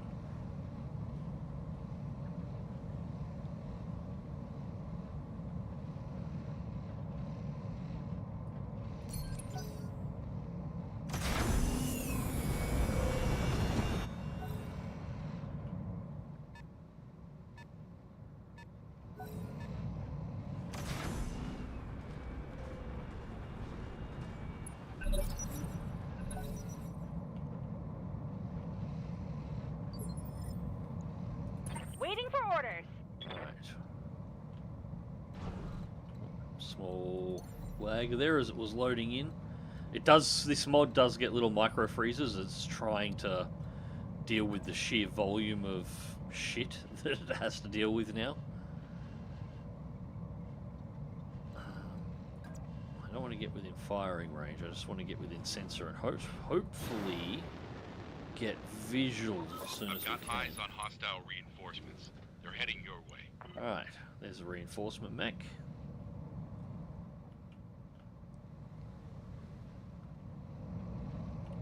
Yep, we will just sit there.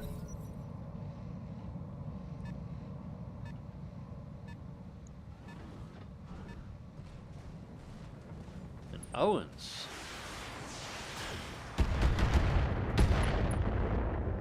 Oh. Knocked. Alright. Is that it? I'm barely scratched. I gotta get Glitch out of there.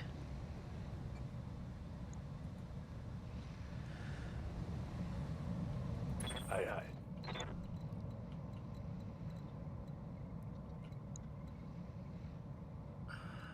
Don't know what you are.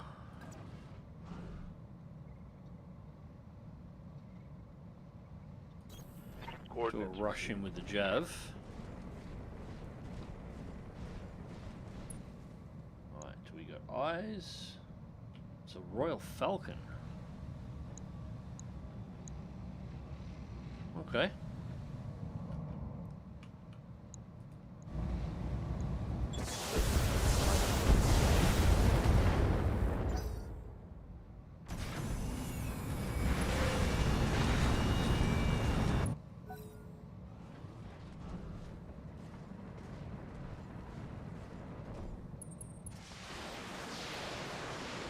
Going for the Wasp first because it's got the lowest armor.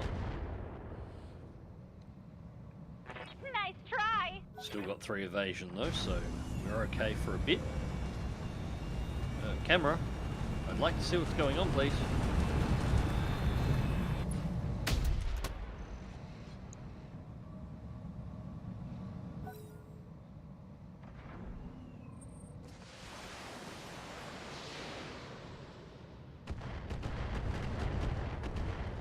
Shots from the Falcon, that's alright, we can return shot with the Trebuchet next turn.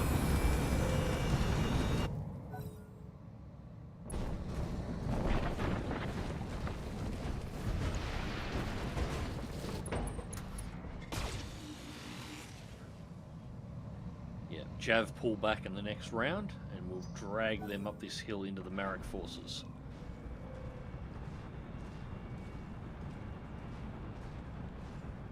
Why did I just hear R2-D2 screaming?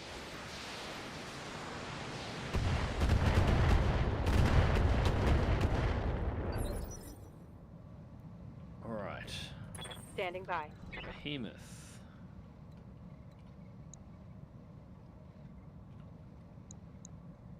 The Royal Falcon fired before, so it hasn't got... That's an LRM something. An LRM vehicle. I think that's where those LRM shots came from.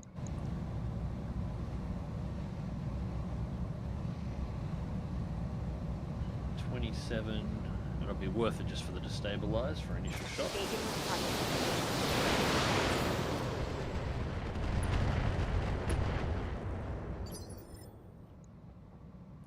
Receiving you.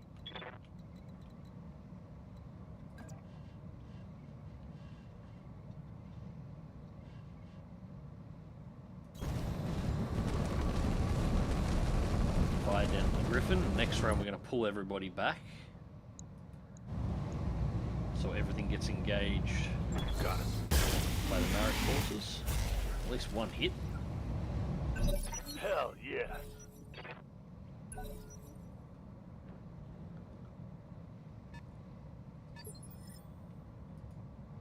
Waiting on you, Glitch. Commander. Get off that hilltop. There's somewhere, it doesn't matter where, it's fine.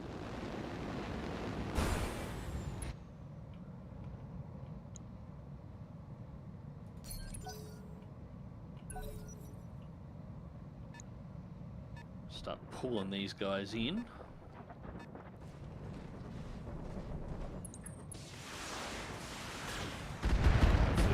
break the javelin before I can pull the javelin back. Waiting for orders. There we go. Ooh, that jump jet range is terrible now. Bugging out. Alright, we'll circle them around, hopefully drag them up in here so they'll get into the kill box with the Marek units, and then we can actually come around here and start hitting them from the rear. At least that's what I'm going to try and do.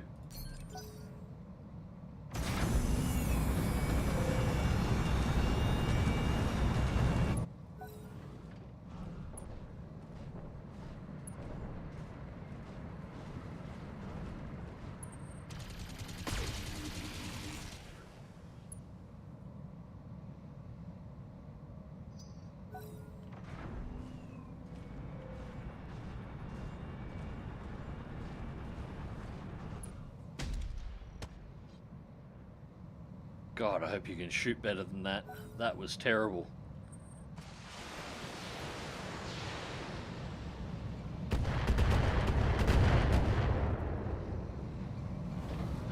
Reporting light damage.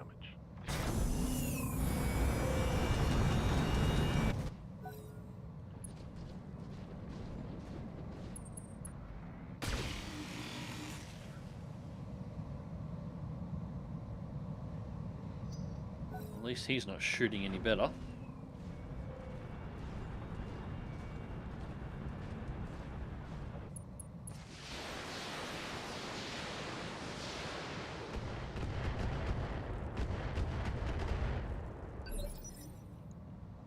Yes, Commander.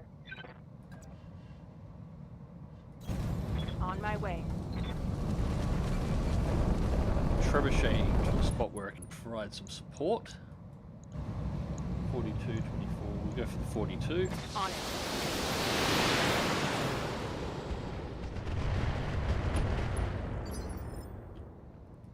Yes, Commander.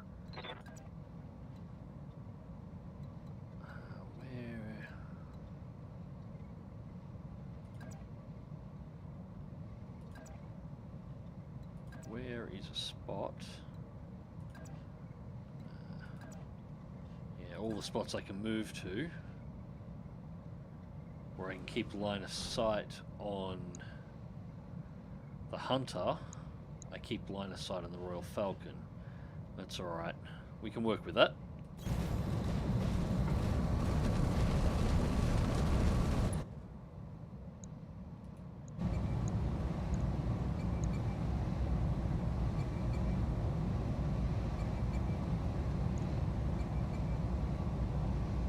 Evasion's down to 1. We'll take that shot. Engaging the target.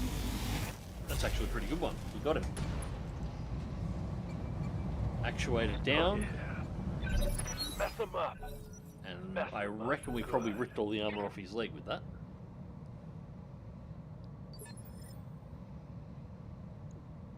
A blessing from the Lord, and it interacts with you as well. Yes, it does. Apologies, guys. As I said, I had my birthday earlier on in the month, not long after the last live stream.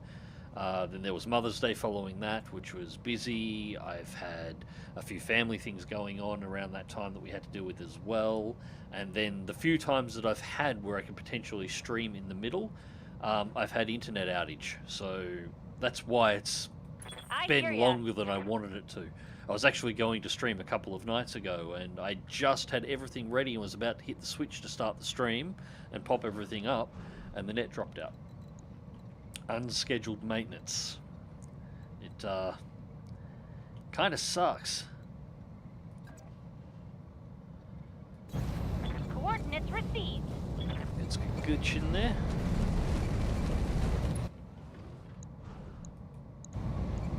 Firing everything I've got. I'm hoping they've sorted out whatever issues they were having with my net, at least for, I'm hoping, the next week. Because my plan is in the next couple of days, if not tomorrow, to start streaming MechWarrior 5 Clans, the Ghost Bears Legacy, the Ghost Bears expansion they've just released. Good to go. Because it's Ghost Bears, and Ghost Bears are my clan. If I'm going to have a clan, they're my clan. And my hope is to actually play through the entire thing in one stream. That is the goal, at least.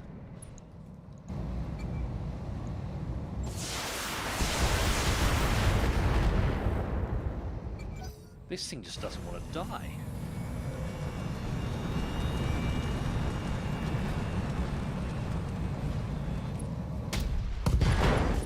Thanks, Scott. How's it going, mate? Whoa. Okay, that was alright. It was there, Royal Falcon. I don't know who just shot them, but that was a bloody nice shot.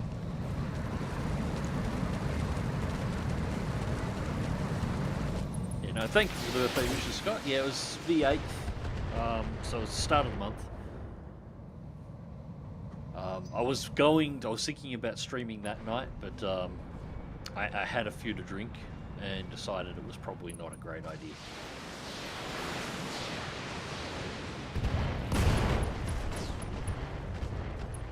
Well, they've worked out how to shoot.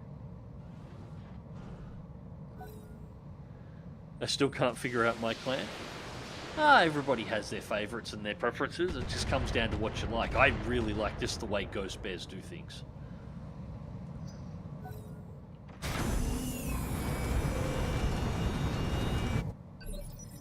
The way their internal politics differ from the other clans, how they, while they still use the clan eugenics and breeding programs to produce their mech warriors, they do have wider family units than just the Sibkin. Ready for order. And they do not necessarily exclude free births from their lower classes from being able to step up potentially to higher classes. So from the agricultural class, if they show enough dedication, enough proficiency, being able to switch up to your military and even potentially be able to progress to mech warriors, which is something that other clans regularly just wouldn't allow. Which is incidentally why they fit in with Rasselhog so well. When the clan invasion, well actually they were sort of starting to integrate before the clan invasion stalled. And in the long run they sort of gave up on the whole progression for Terror, settled into Rasselhog and became part of those guys and just sent politely worded emails to all the other clans telling them if they mess with Rasselhog territory, Ghost Bears were going to kick their teeth in. They were great. I want to see Ghost Bears play over in a football. Yeah, that and the fact that they're the only clan that won a planet over a game of American football. That's... I like that bit of lore myself. There is no point using those at only 20. Time to get the trench bucket up this way. Double time. Let's go.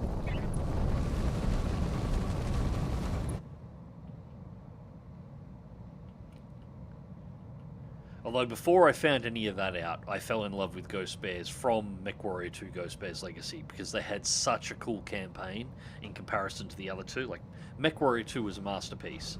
Both the Clan Jade Falcon and Clan Wolf campaigns were great. But the Ghost Bears Legacy expansion pack to it was better than the main game. It was awesome.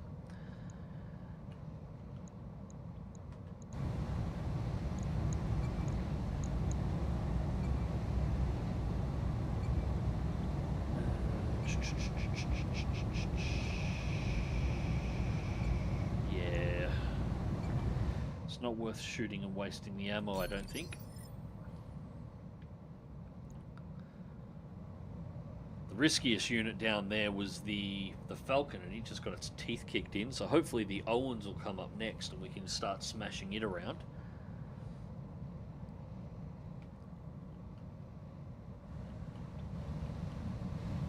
Yeah, I do not have much of a like for Jade Falcon at all.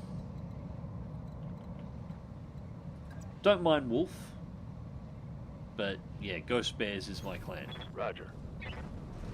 I prefer the Inner Sphere over clan, but if they've got to pick a clan, it's Ghost Bear. So unfortunately, Piranha's going to get more of my money because they went and did a Ghost Bears expansion.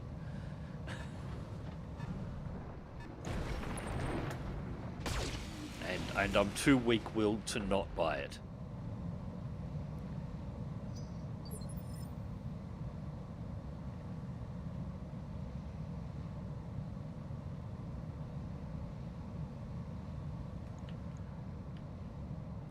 good to go. What are we going to do with this wasp? There's another contact out here we've lost. I wouldn't mind seeing whether or not I can pick it back up again. So if I do a jump... Give me the line of sight, but I have 6 evasion. So I should be able to avoid hits.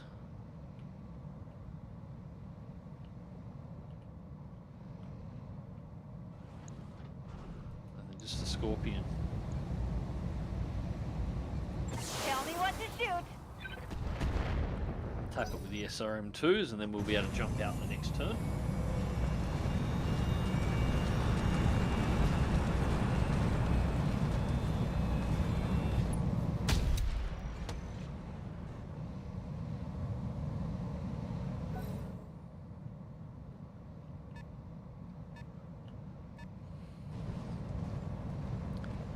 Hello, Owens. Knocked again.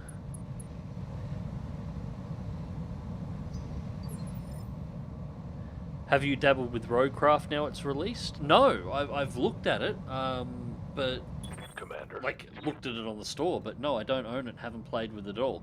Does look interesting. It looks sort of like a construction version of Mudrunner SnowRunner as far as I've seen, but yeah, haven't played with it at all.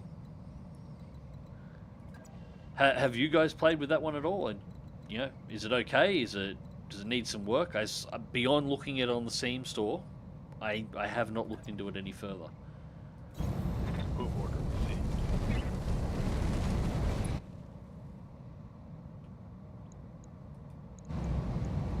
Copy that.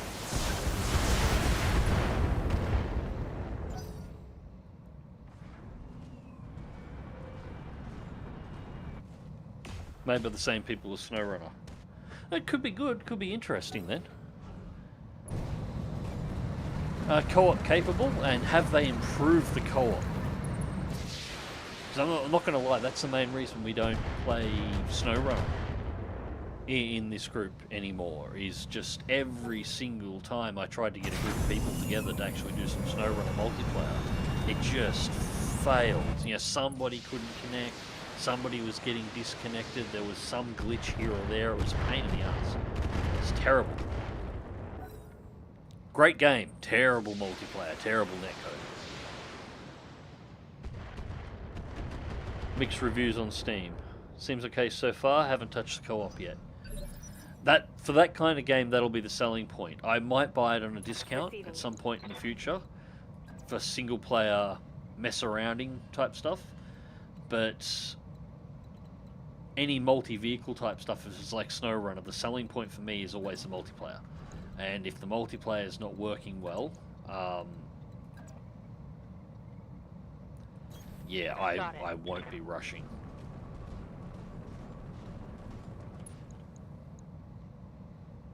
Because I do like me co-op games a lot.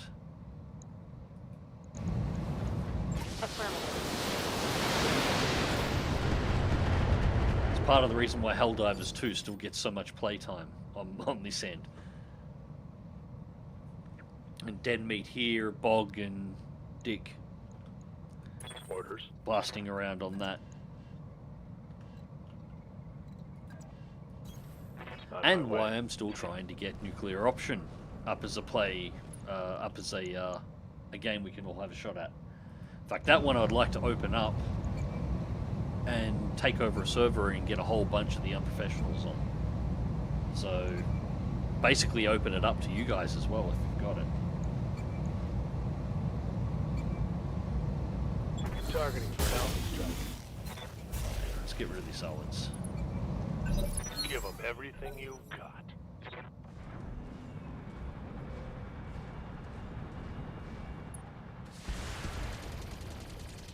Hey, live stream, you're back? Yes, I am. I'll listen to it while working tomorrow. It's still time in the Netherlands.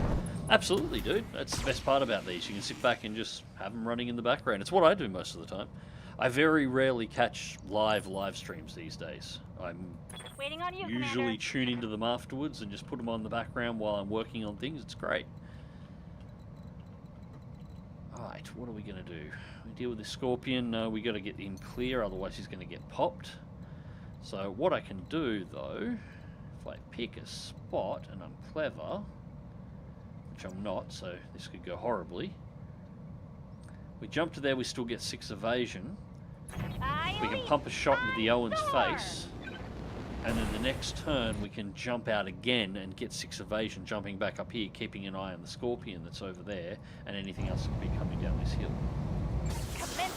Means our accuracy is always going to be terrible because we're constantly moving, but it'll keep the evasion high enough that the Wasp shouldn't get one shot, which it absolutely will if it gets hit.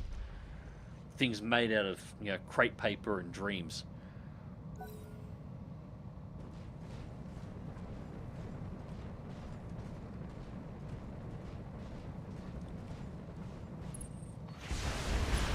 %, of the negative reviews are down to it's not SnowRunner 2. Internal structure damage.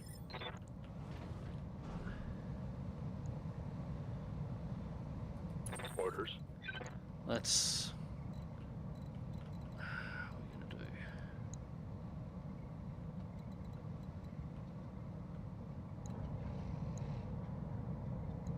Alright.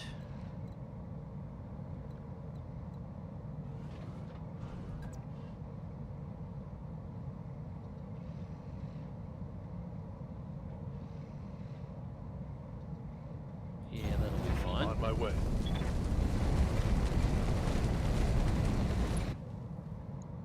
That opens up the rear.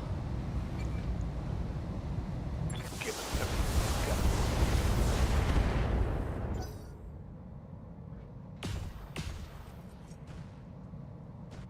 That hunter is still going.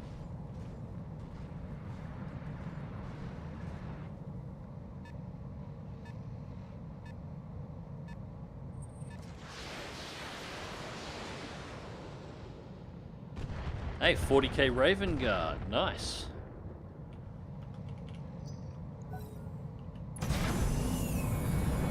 Still more of a Salamander person, but I like Raven Guard.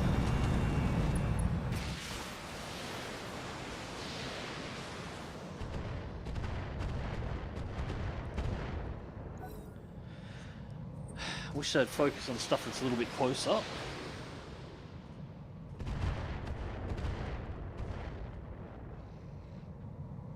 That Scorpion out there, but oh well. Waiting for orders. That range. I won't go for the melee on the Owens yet. Turn the LRMs off. Really? I'm only going to get 24? It's got 5 evasion. I should have gone for the melee.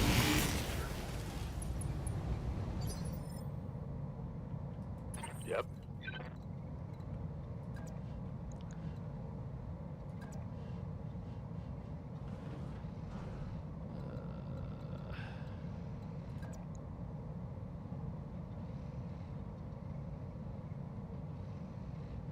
It's going to be really bloody close if I do that. I don't like that. Do not like. It's really close.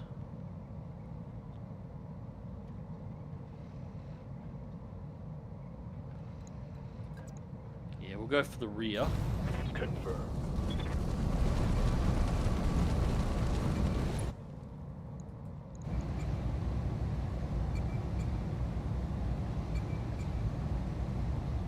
Most of its rear armor's gone. That might work. Let's hit 'em Nothing. hard. No explosions, no loss of limbs.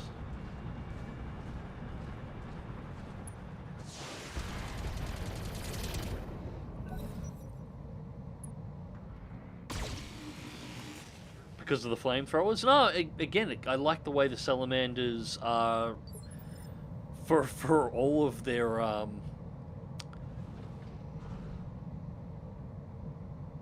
love of burning shit, them being a little bit more human and treating everybody else a little bit, not seeing them as so expendable, not seeing civilians as so expendable.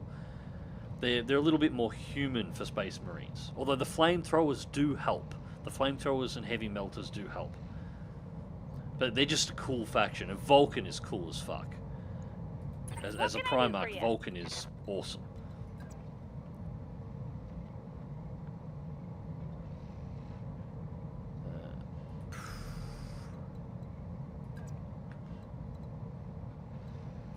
Four. Uh-huh. We should be able to get more shots into the back there. This Owens just doesn't want to die. Got it. You know, a perpetual Primarch that survived being thrown into the engine cone, main engine cone of an Imperial ship, incinerated, and managed to regenerate. I'm somewhat looking. I'm hoping the Games Workshop doesn't fuck it up. I'm kind of looking forward to Vulcan coming back, because he's gonna have to come back in the new timeline. We've got the Lion. We've got Buddy Gilliman back. Vulcan's got to be coming soon. Aye, aye.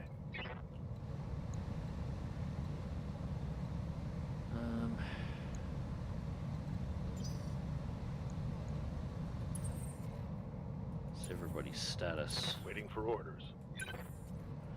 I'm here. Medusa's the only one that's got anything internally wrong.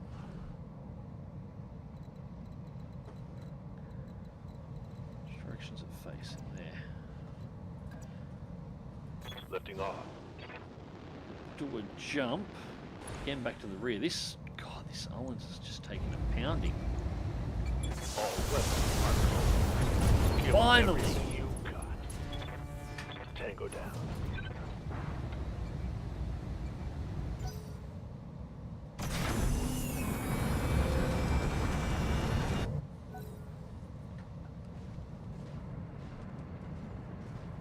That was getting frustrating, that.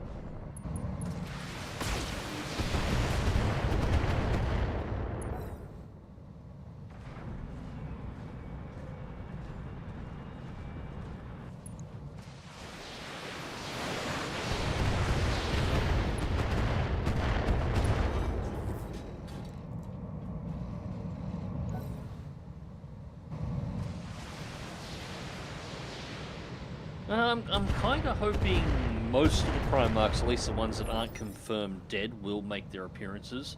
Hoping sooner rather than later.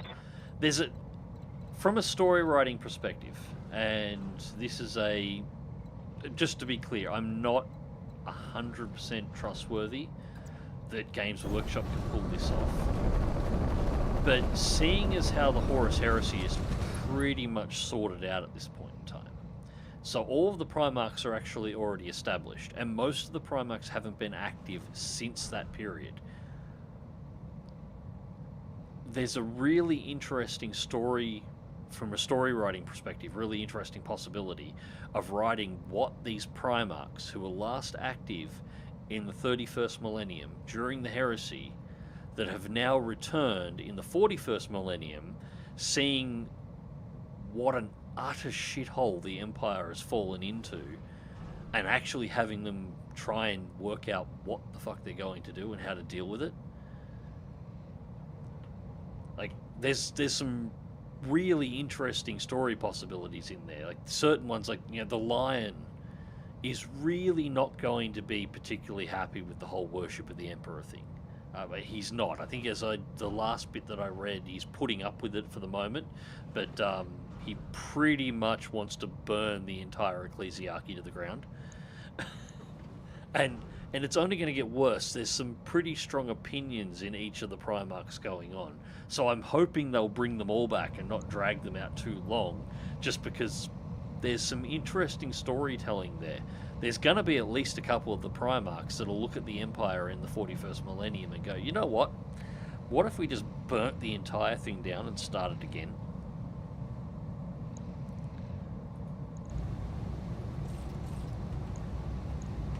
I've always been around the story, been about the stories. I love the stories. So I want to see good opportunities come through for Go stories. time. Tango down.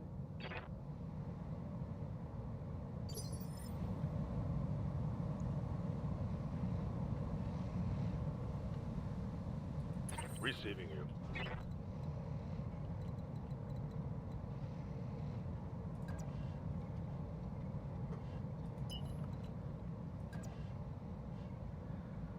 I'll get up to 3 evasion. There's no mechs down here now.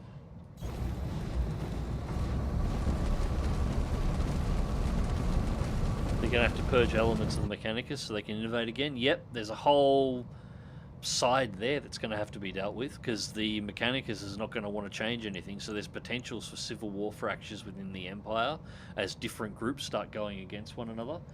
I like the potential opportunities of, you know, what could happen as these really strong, really powerful characters come back into the fold, into a world that's not what they wanted, not what they promised, and not what they fought for.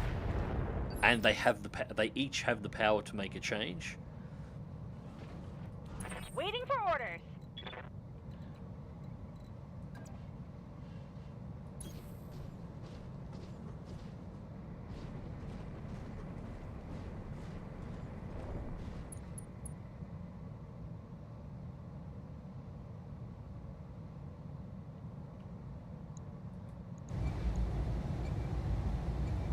Time to die.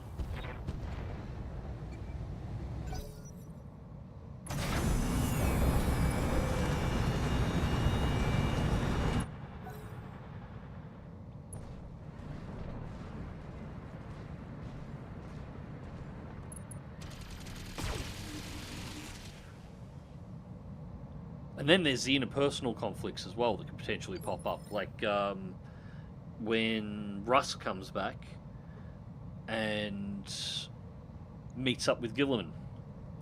Ready for orders. Because they did not part, at least in law, they did not part on good terms. Acknowledged. Russ was very much against the whole breaking down of the chapters.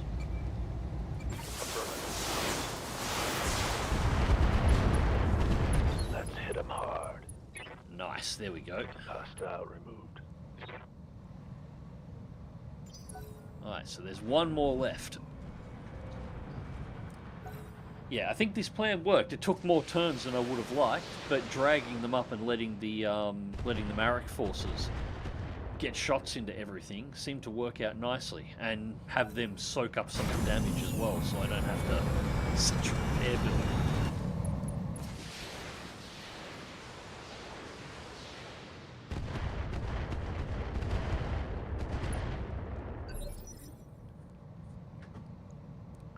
We don't talk about that Astartes here. That's just it. He'll have to, because at the moment Gilliman's running the Empire.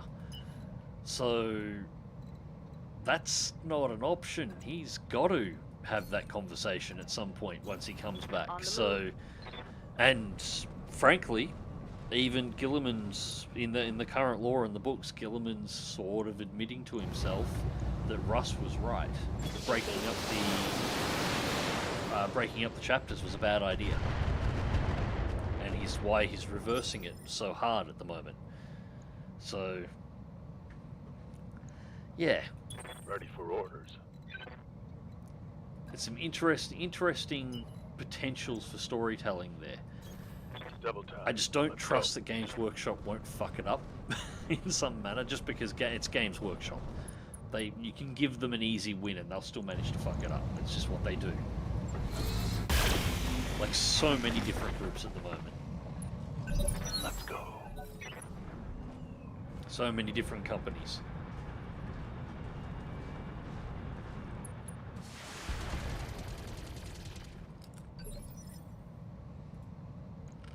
I hear ya.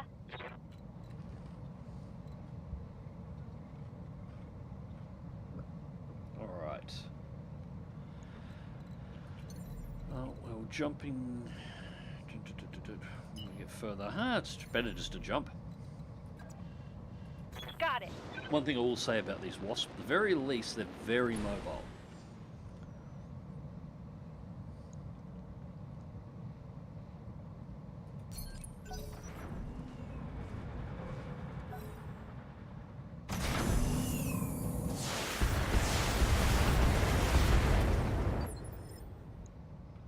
At the moment, I don't think we've lost any of the Marek forces either, which is nice.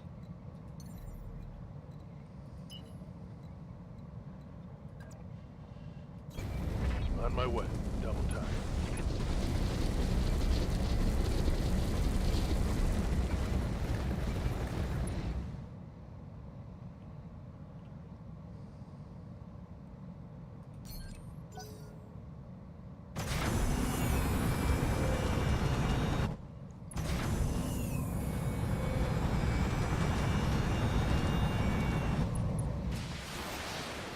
Playing Cloud Cobra.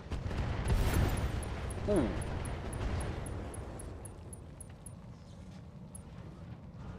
No, that was theirs. That's fine.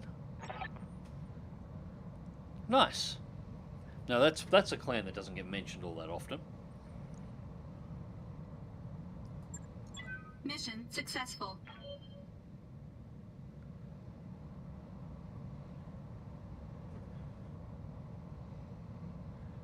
A lot of companies are running out of time to get things right. Times are changing. Yes, they are. They are changing very much in a way that I'm liking at the moment. Although I think quite a few are too far gone. As much as it pains me, I think the damage to Star Wars is just too much. Like, I've heard a whole bunch of good things about the new season of Andor, but I can't be bothered watching it. I didn't watch the first one. They've lost me. I was a huge Star Wars nerd, and they've lost me. Because anything that they do is going to be built in the little universe that they've built, and I despise everything about it. So I'm hoping some licenses pass out with Battletech soon enough, and somebody competent picks it up, but I'm not confident that'll happen. Because we've still got... They got another sign-on for clans for Piranha. So I think Piranha has Mech Warrior until 2027? 2027 or 2028 now. It was nearly out of their hands, and then their whole Lord of the Rings game idea sort of crashed when the TV show did, and so they re-signed up. So yeah, they've got it for at least a couple more years yet, so we can expect more MechWarrior 5 type stuff for the moment. So I'm hoping to hell this Ghost Bears Legacy expansion is going to be good. Really only the Jav took a hit, and no injuries, which is nice.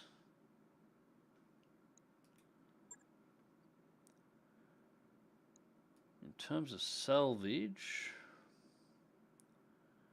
2 LRM-10s, 4 medium lasers, NARC launcher, SRM-2, SRM-4.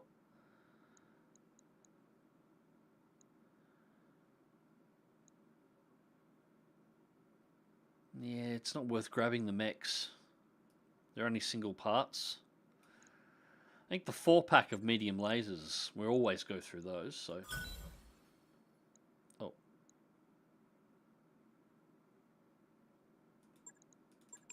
That one. So 4 medium lasers, that'll be for one of the turrets. An extra medium lasers, so 5. We also got 2 LRM-10 launchers, a Beagle probe, and a C3 slave. That's not too bad.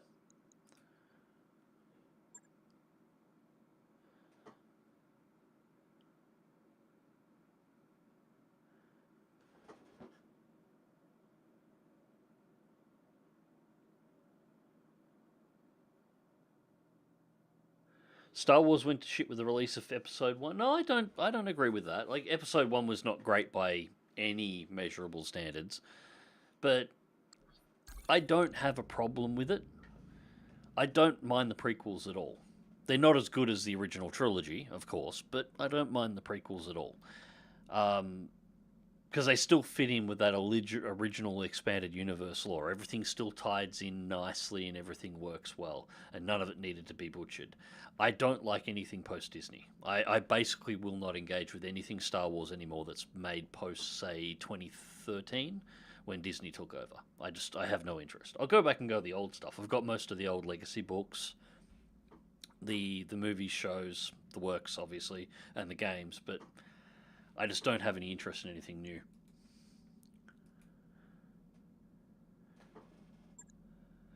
Agreed. Star Wars, Star Trek, Doctor Who. Yeah, Doctor Who's another one that it was doing really well and then it got really rough. Star Trek. Star Trek's an interesting one. Star Trek's most certainly been kicked in the teeth pretty hard. But it's been kicked in the teeth so hard, a huge amount of people have already sort of disengaged from it. It's one that I think is fixable, providing the right people who actually understood Star Trek got back in charge of it. They need to start realizing, whoever gets back into it needs to realize the core of Star Trek wasn't the combat. The combat was incidental. The core of Star Trek was... It was a space opera. It was a drama with an exploration bend. Almost a political drama in some of the movies, particularly the last couple of movies from the original trilogy. The original series movies. So, The Undiscovered Country, Star Trek 6 in particular. And they're really good. That's the kind of writing that Star Trek needs.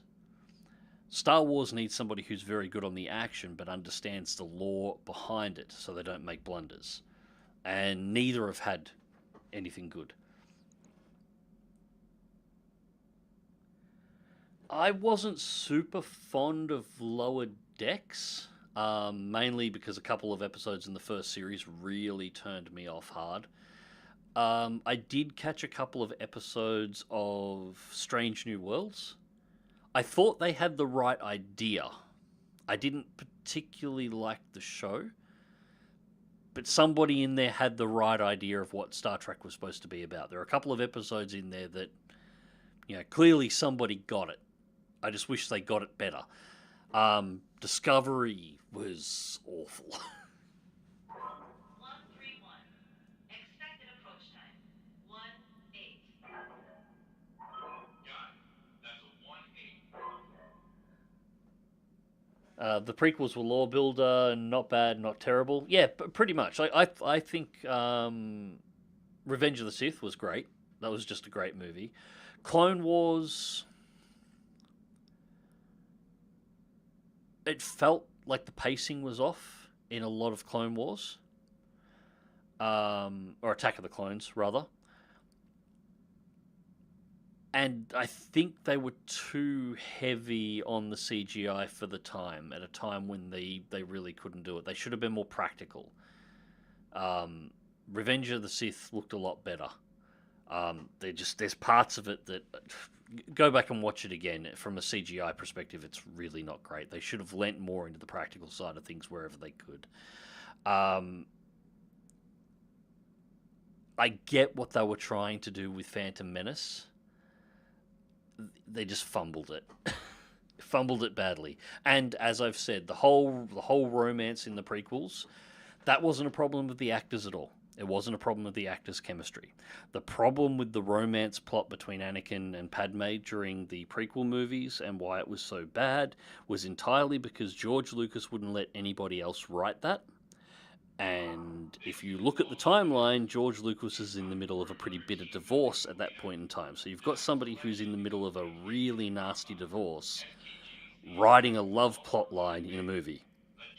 That was never going to go well, especially since he's not particularly good at that type of writing to begin with. So, yeah.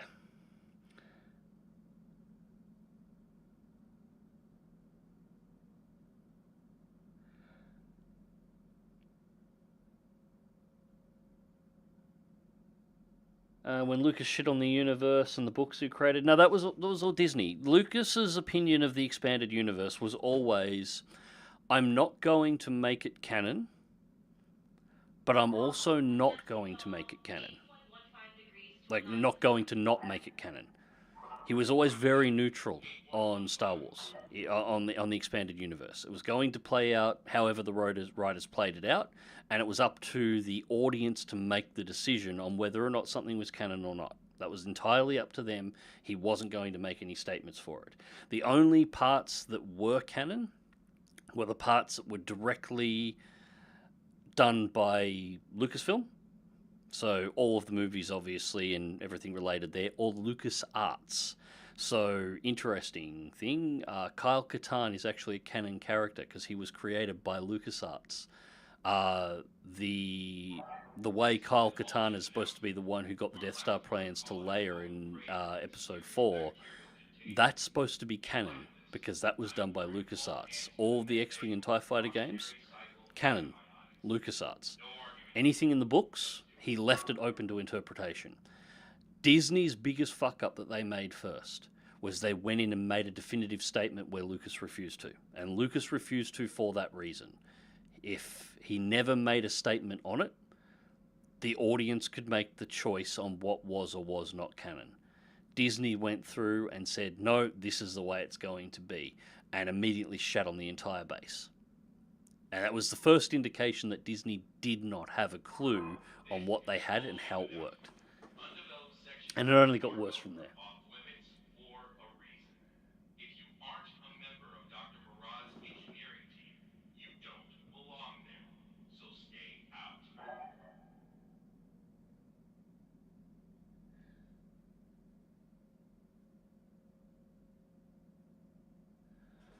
Read about 40 of the EU Star Wars books, got bored with Star Wars long before Disney bought it. Star Wars was already stagnant even back then. Yeah, it was getting a bit that way, and part of it was because nobody was entirely sure what was going on with the ownership. They knew that Lucas wanted to sell it. They didn't know who was going to buy it. Nobody wanted to invest in any long-term books beyond what they had already created until they knew whether or not they will be able to. And as it turned out, they made the right choice because they wouldn't have been able to. And it's not to say that all of the Star Wars original expanded universe was great. It wasn't. There was definitely some pretty average, and I'm being very lenient there, writing, mixed them of it, but there were also some genuinely good books in there as well.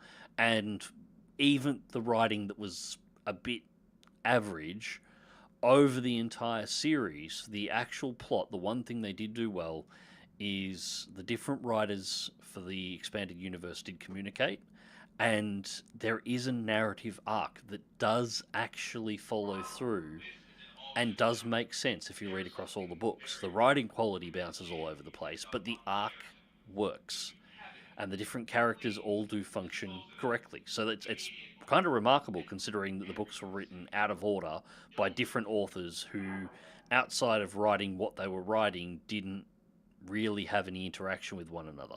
It's remarkable that it's as good as it is. But a lot of people were really into that story, and then it got shat on. That was a mistake.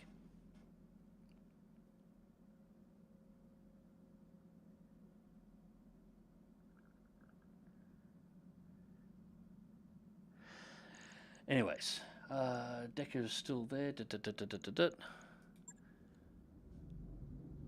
Mech Bay. Let's quickly get the Javelin and everything sorted out. I'll read a couple more and we'll get another mission underway. Well, at least the Javelin fix is nice and easy, and we can quickly check the store and see if we've got any... What have we got?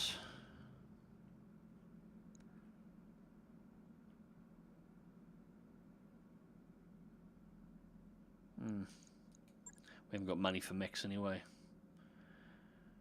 Streaks, but no...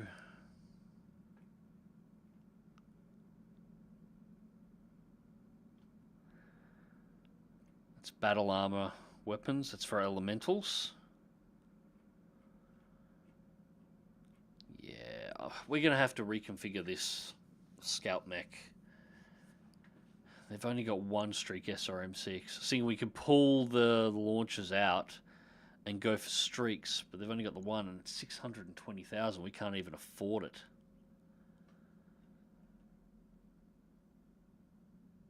Yeah, I'm not sure what we're going to do with that. Not sure what we're going to do with that. Because the problem with that mech, it's a really cool mech. Boxy design, but a really cool mech in terms of what it's capable of for its weight and tonnage. Because it's a Innisphere Omni-mech, this is what this is. Being as we're in 3061 here. But it's also got some very, very, very specific weapon systems that are not commonly available. And we really don't have the money to be able to fix it. So, yeah, we might have to gut it and rebuild the entire thing into something that's a little bit more cost effective to run, I think.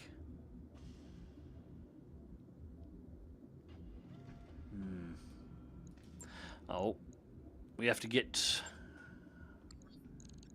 Javelin will be repaired tomorrow, so we'll just let it tack through for a day. That job you asked for, Commander.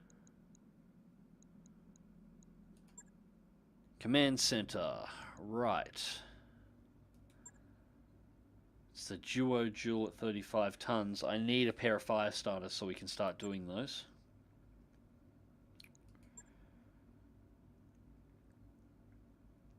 The World of Blake.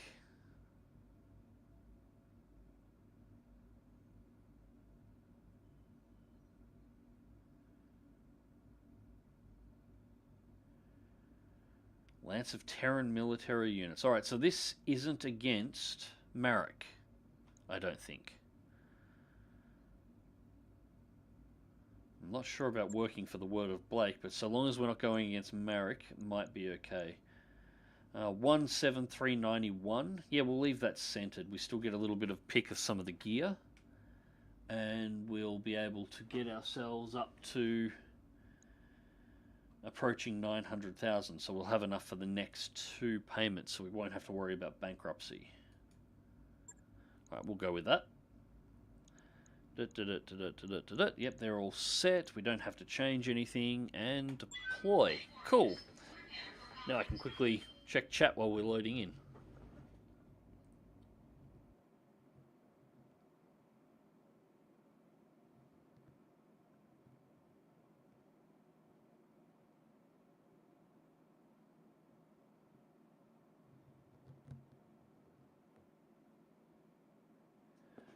See, Patrick Stewart signed off in his own character when they had to revamp it in Season 3, but they still use safe, progressive-leaning people. Again, I say Patrick Stewart knew.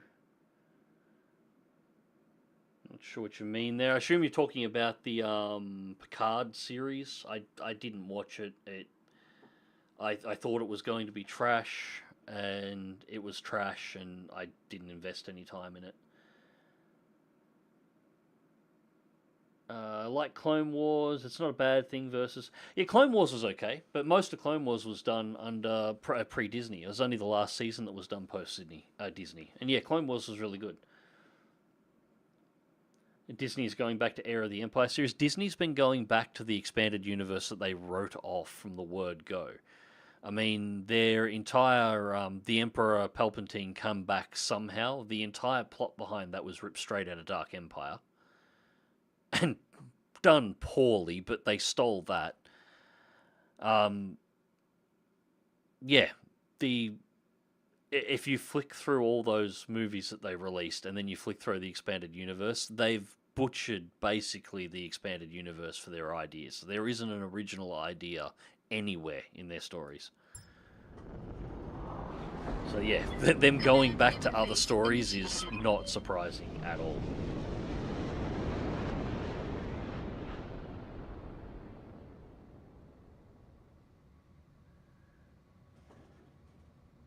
Ark, that is a really bad joke, man. I was going to say she's coarse, rough, and gets everywhere. Patrick Stewart is progressive, and he and others in the SSD directions have made a very progressive statement. Yeah, they are. They're lefties. But, like, that's fine. I don't care what an actor's political position is at all, left or right. I care about the script and the story. I do not give a toss what anybody's political opinion is in Hollywood, if they can act. If they act and act well, I like buddy Keanu Reeves. I have no idea what his political opinion is. I have no idea what his political statement, and I don't want to know. He's a great actor, and I love the movies that he's in. The less I know about him, the better. If the scripts are good and the movie's good and it's written properly, it's fine. The issue isn't the politics of the actors outside of when they're mouthing off on social media. It's the politics of the writers trying to push and, frankly, dating their stories by trying to push whatever is the thing to be talking about in the moment into the story rather than writing a good story for the universe. That's where the problem is. The problem is all in the writers and in the directors that allow it as well. That's the issue. Like, go back to 80s and 90s.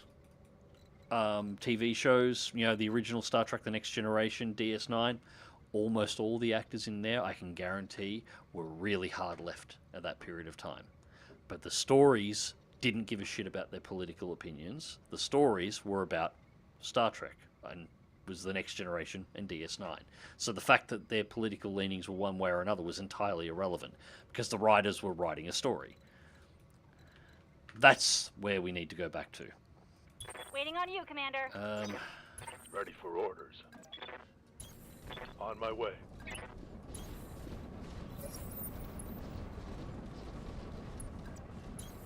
Move order received. Got it. I'm reading the June books. I'm on the 5th book now, and it's really good. Yes, June is fantastic. I haven't seen the second of the new movies. I did like the first one, although it was a bit long. Waiting for The wife fell asleep trying to watch it. I thought it was great, but, you know, I'm more of a sci-fi person than she is, and I don't mind the long movies, and yeah. I like the first movie. Haven't seen the second one yet. But yeah, the Dune books are fantastic. I've actually got them on audiobook. I have them on my phone at all times, so I can just listen to them. Because with the eye issue, as I've said in the past, I can sort of only see for around 10 hours a day. So I spend a lot of time, once the lenses are out, just listening to audiobooks. Because I can't read anything. I can't see anything. I can't watch TV. I can listen to TV, but I can't watch it. So I usually have an audiobook running. So I've got a very, very, very big Audible library.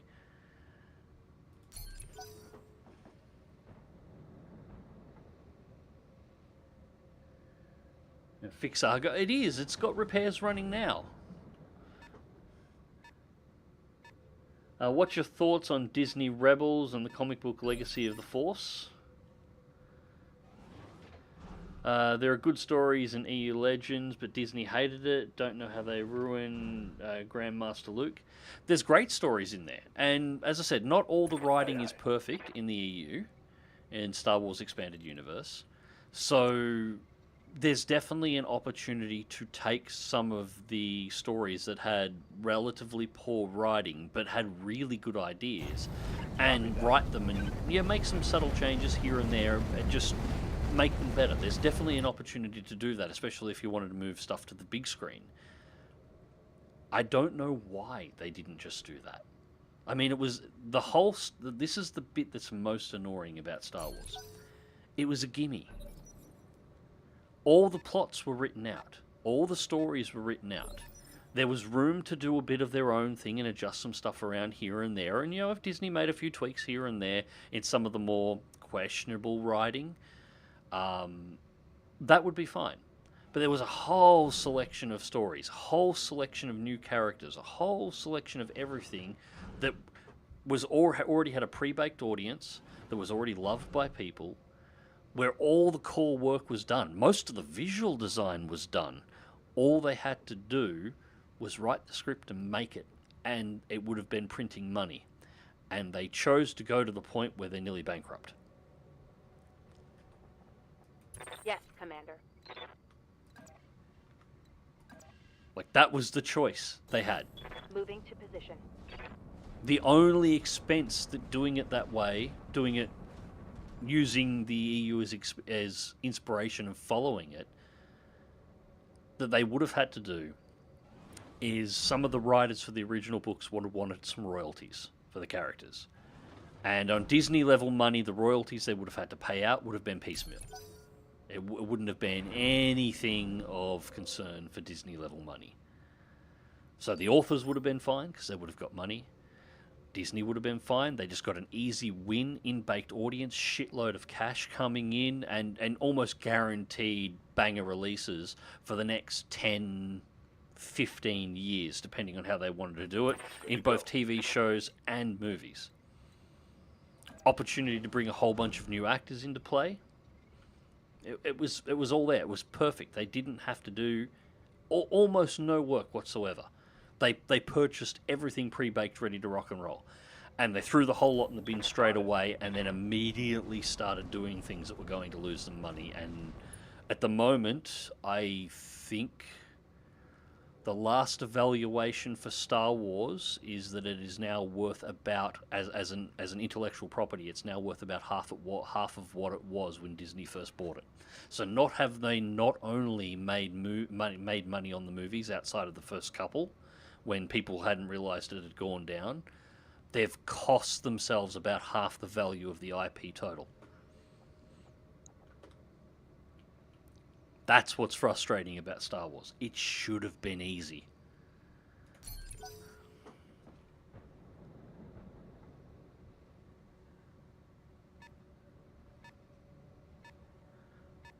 So...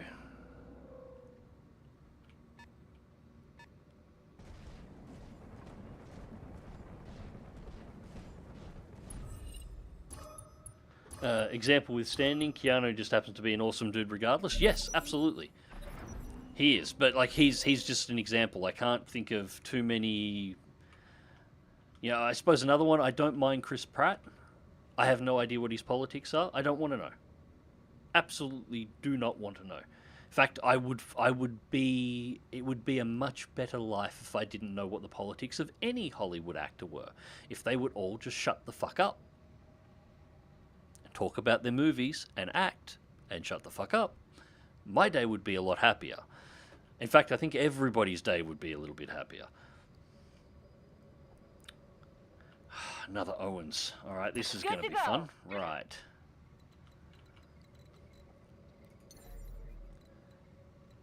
How are we going to do this? Pull 6 evasion there and get a side shot. Unfortunately, no, I don't uncover. God, bad shot. But I might be able to pick up what these mechs are when they move up in the next turns. Stay in the crosshairs!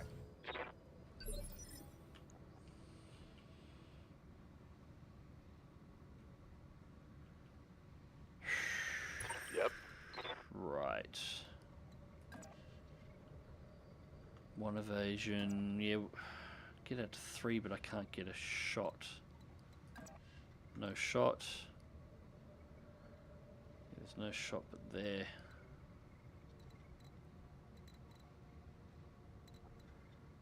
What if I do a jump? Alright, I can pull 4 evasion to there, but that's going to put the javelin in line of sight to everybody coming up. So that's... yeah, we're not going to do that. I'll take 3 evasion... forget the spot. No, that one. Why will you not... there we go. 3 evasion to there, and I can get side shots on 2, and I'll reveal one of the mechs. Alright, second is a Raptor.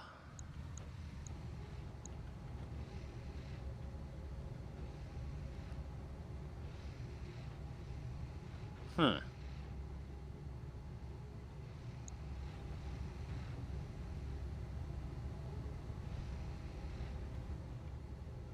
Kind of looks like a retarded locust, maybe. Either way, not going to be too concerned with that. The Owens is going to be the major problem.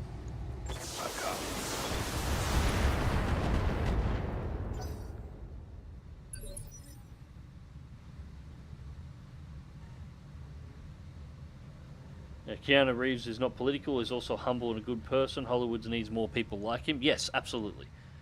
If all actors had that kind of mindset, fantastic. Receiving you. On the move.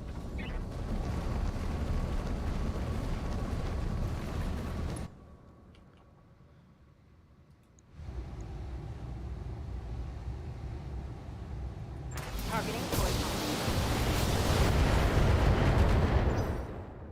Try and rattle this Owens as much as I possibly can.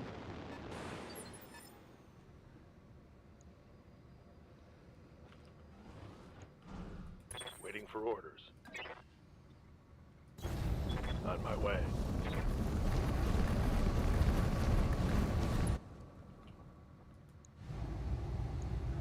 Acknowledged. There we go.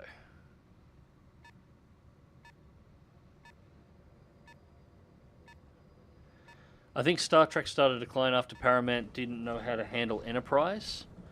Yeah, I loved Enterprise.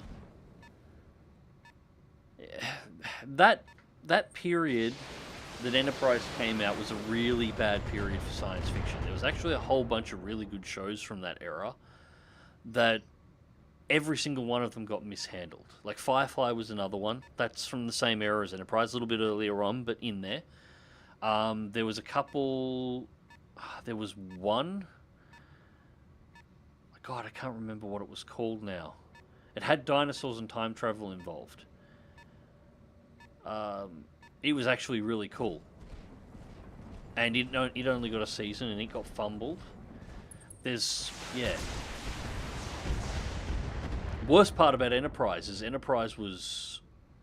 I'm showing minor... At the point that it had been cancelled, its first season was a little rocky. I enjoyed it, but it was a little rocky. But by the time it got cancelled, it had fully found its feet and had a really good storyline going. It had worked out the characters better, had sorted out all of its glitches, and it was ready to do another 3 seasons that would have been, like the last 3 seasons of DS9, where it was, the entire show was good, but the last 3 seasons are fantastic. Could have done that easy, and then it just got canned. It's just, yeah. I would do a jump to... Gotta give a 6 evasion again, and that... Oh, that's enough that we could run into trouble if we did that. I'll take the 6 evasion to there and keep the range and make these guys all work over the crest. It looks like everybody is just down here. Firing everything I've got. Some better shooting.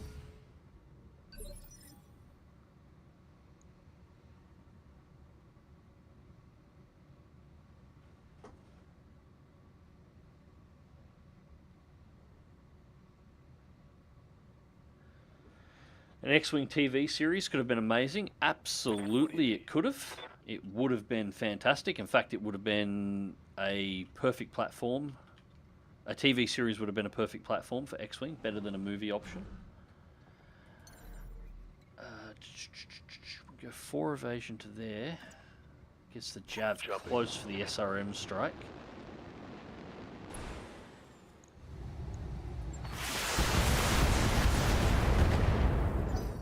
God, these Owens are tough.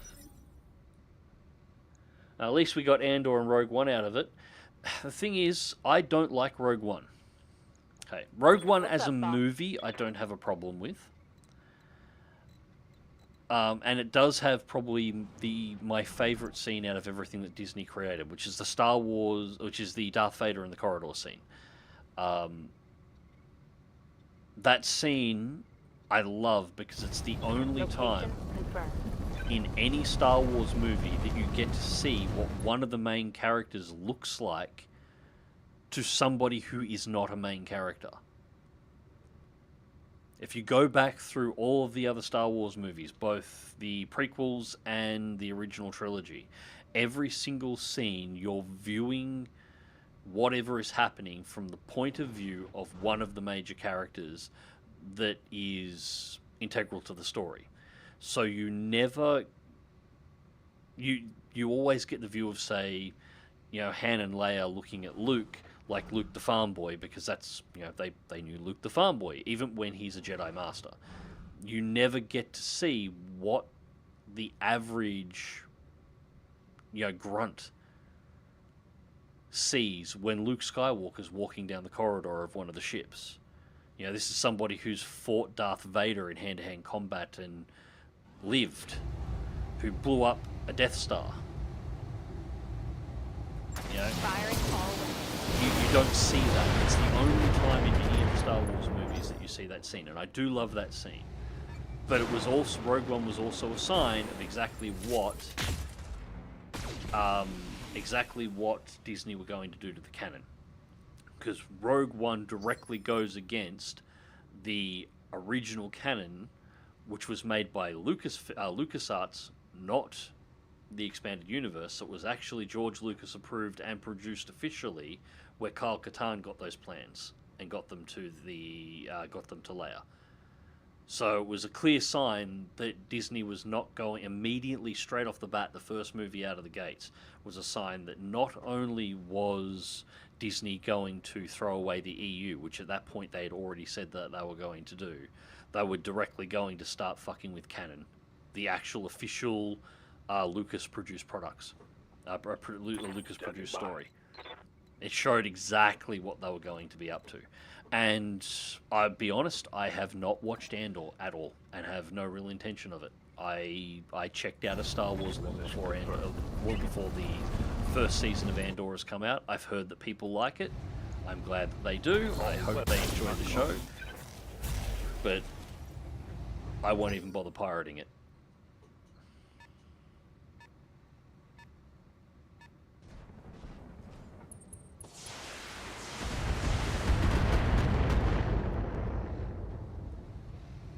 Systems holding.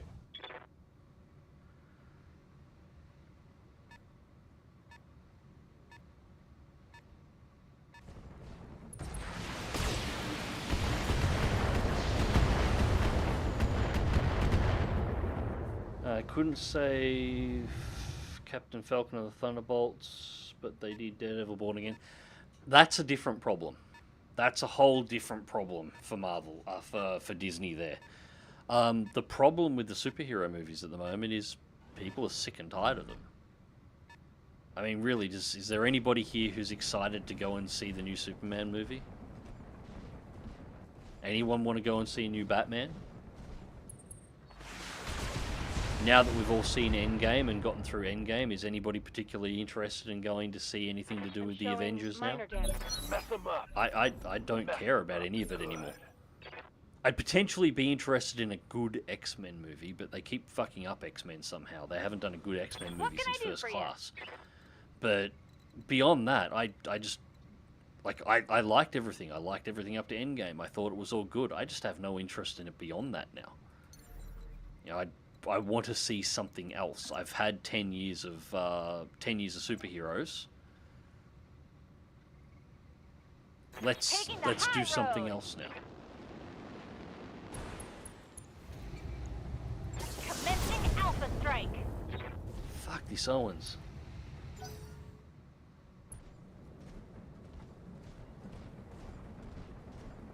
Battlestar Galactica. Yeah, no, the Battlestar Galactica reboot was great. I loved that. That was a great series, and it had a good run, and it had a good ending.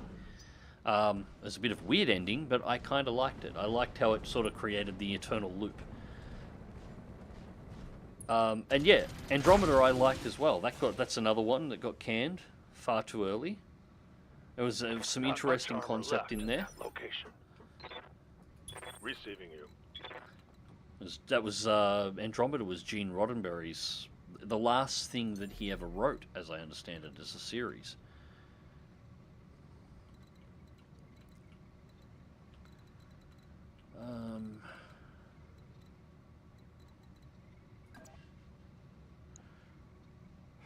Another Royal Falcon. God, these things show up everywhere.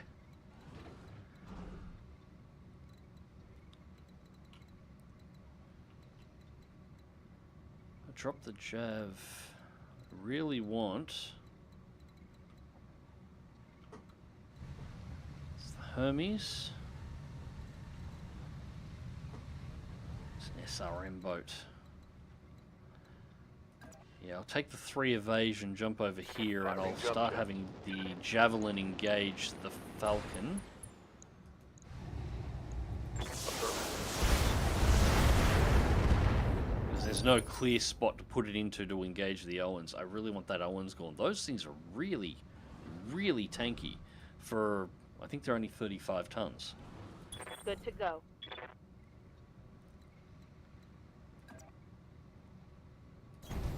Position confirmed.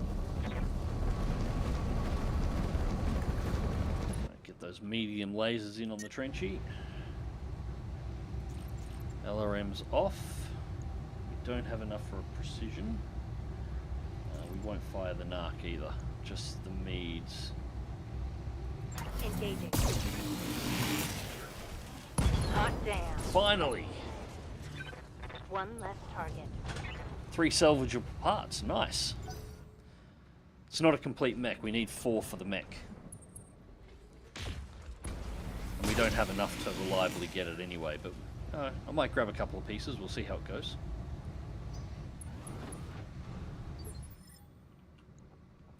Ready for orders. Right, now...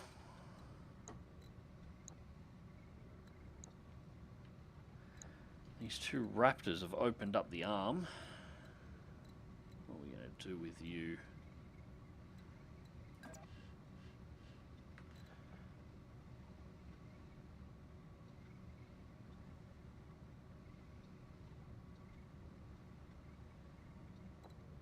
Alright.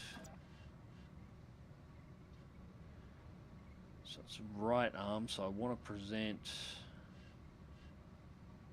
as much left as I possibly can. Order received.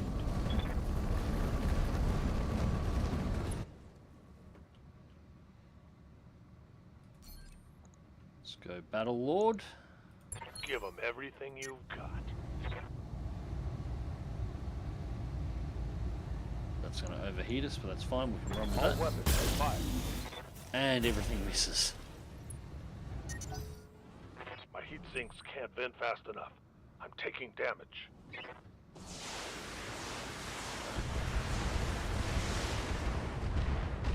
Alright, 6 evasion. We're pretty cool in dodging those. So we'll bring the Wasp back through next.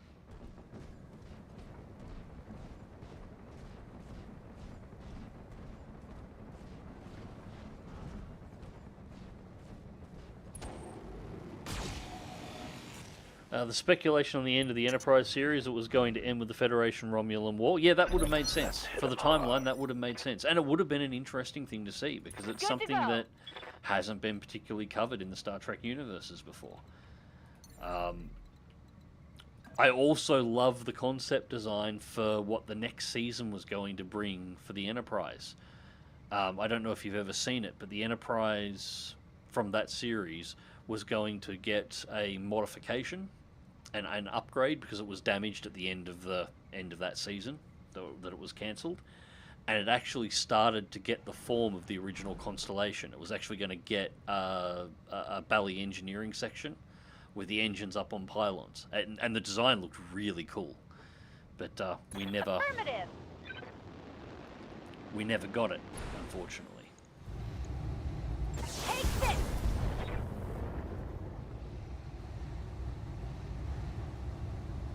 Get you next time.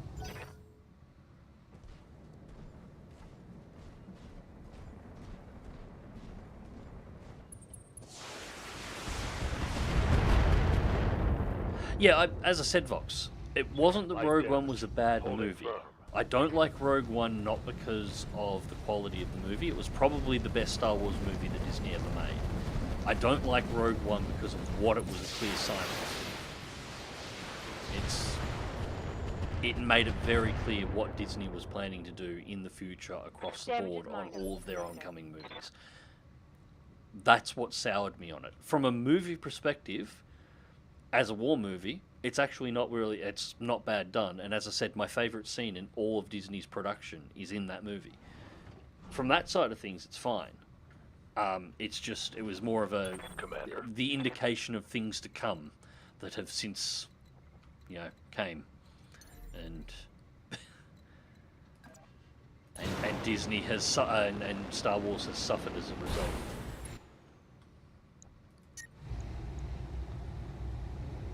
Let's pull one of the SRM4s out. Alright. We should probably try and focus on him if we can.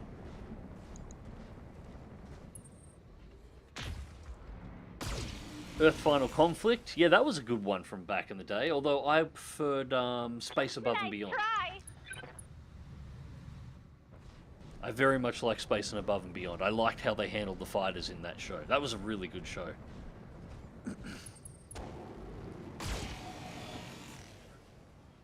See, this is what I think we need. They need to put the superheroes away. We've had a really good run with the superheroes. There were some really good movies there. Time to put them down. And I think they need to either do westerns or science fiction. I don't really care which. Good westerns, deep westerns, or, you know, go back to making new science fiction. Not necessarily Star Wars or Star Trek, just new sci-fi. Pick up an IP. Or make a new one. There is plenty of great sci-fi writers out there at the moment. You know, I'm sure somebody would be willing to put one of their stories out for a script. What am I going to do? I want to hit. I'm going to disengage from that Hermes. It's got 3 evasion. Yeah, I'm going to try and hit that Raptor. Here we go.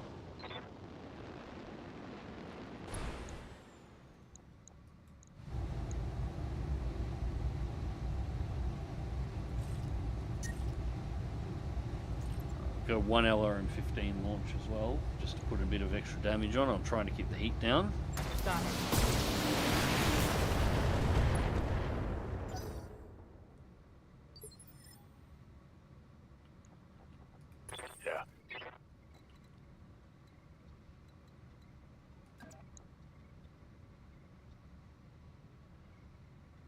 That will keep the right arm covered, opens me up for a potential rear attack, but... Gauge. Now let's pull one of the larges out.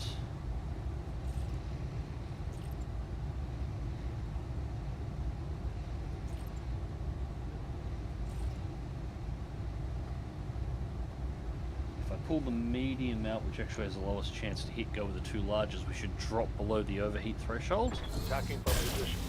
And we missed with both shots. God damn it.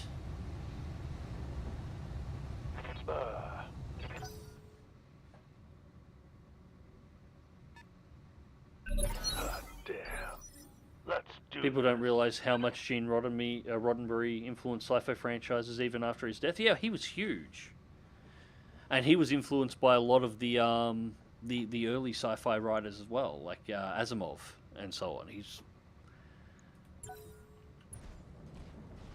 you know, it's all very, very, very intertwined. There's a lot of giants that a lot of modern sci-fi is built on. Unfortunately, we've got a lot of writers nowadays who just don't get it and are more interested in being activists for whatever their personal beliefs are. And they basically come up with an idea that suits that and then rub the skin of whatever particular story or IP over the top of it. And that's why we've got the poor sci-fi today.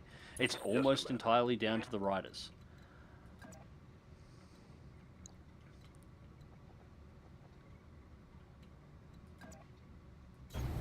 Roger.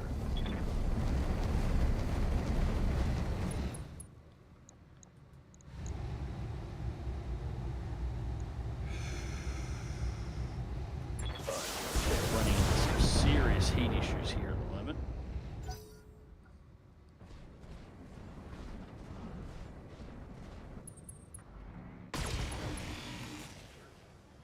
Shit. Well, large laser. Sorry, I think we got a spare large laser, but that's annoying. Waiting on you, Commander.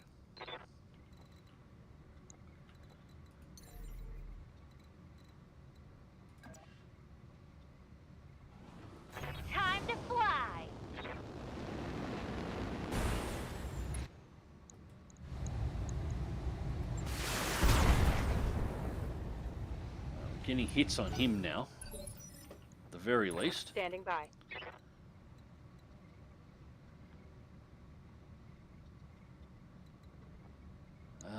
Yeah, we might have to go melee these guys. I need a turn where I'm doing damage. I can't afford to not have a turn doing damage.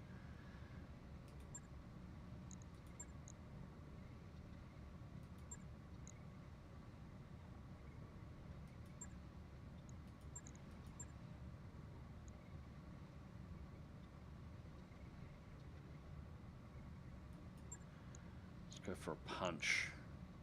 We might get a head hit, maybe. That'll give us a turn on cooldown. Heading out.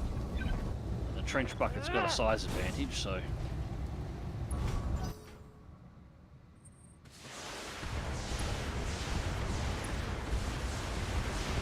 Ooh, SRM's loaded with Inferno.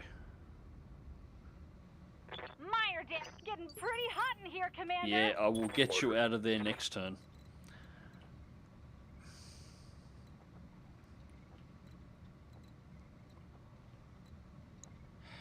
Yeah, I'm gonna have to do a double cooldown.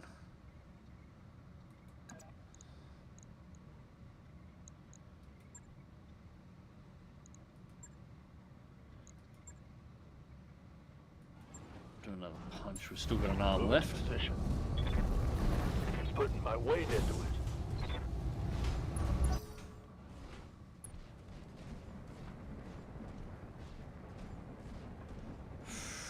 That's 3 mechs in there.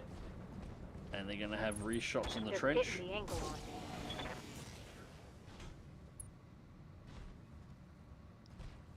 Reporting major armor. Show me your war face. I hear ya.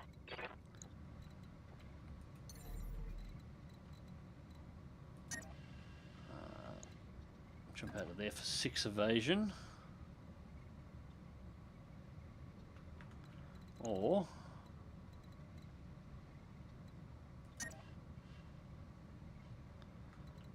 it's still gonna...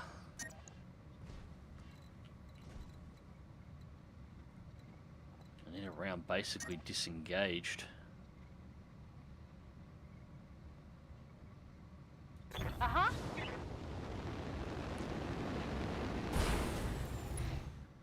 Alright, you need to just brace for a turn to drop temp. My heat's getting pretty high.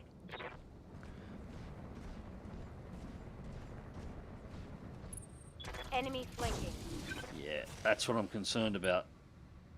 Yeah, structure exposed. I'm gonna have Armor to jump blow-through. over their head. Internal damage.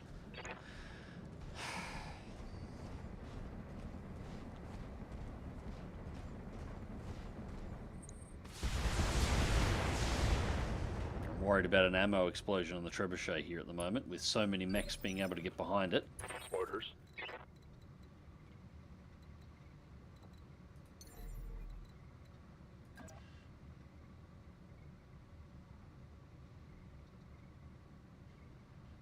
Confirm.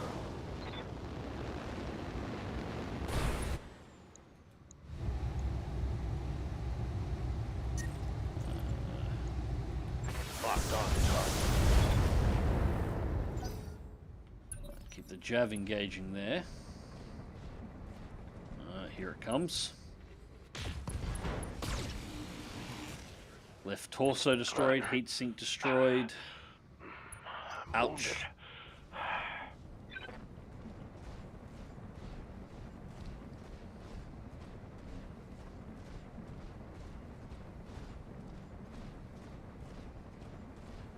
What the fuck is this Hermes doing? I'm being flanked. Narc launcher is destroyed. I'm losing weapon systems. Commander. Alright, jump. I'll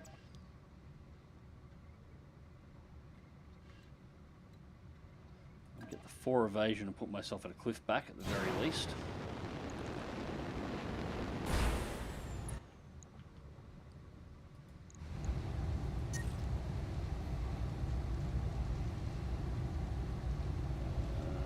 Hit rate's too low on the LRMs.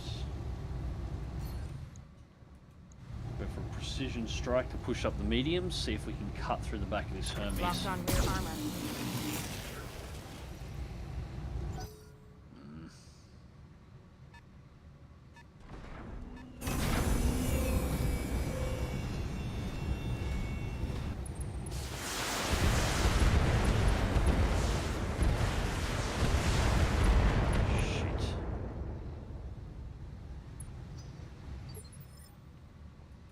Waiting for orders. Oh wow, this thing's nearly toast. Coordinates received. I didn't mean to click that, because now you're going to have your... To be fair, the rear arm is probably tougher than the rest of it at the moment. Shit.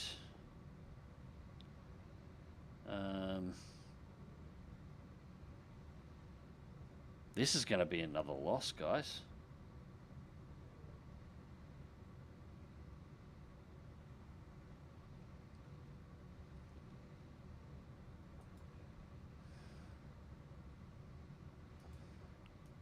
That's all I can do for the moment. Let's go. Don't know what level these pilots are, but they've got so much evasion constantly. I'm just not hitting them. Everything's a miss. What can I do for you?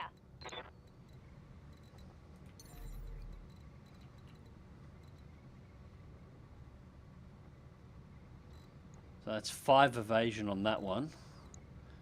2, 3. This one I need a casual walk and got 3 evasion.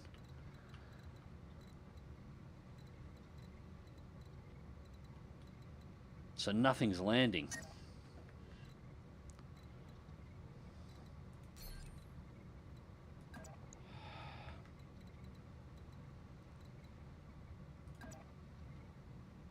So I'm going to have 1 evasion to there. That's going to mean he's going to die in the next round if I do that.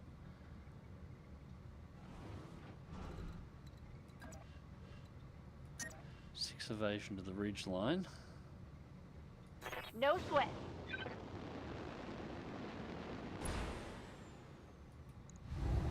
But I'm going to overheat if I fire anything.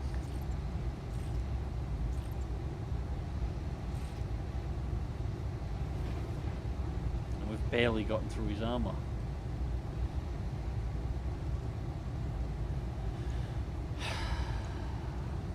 I can't afford to fire because I can blow the reactor, and I'm likely to at the moment because my characters don't have a lot of skill.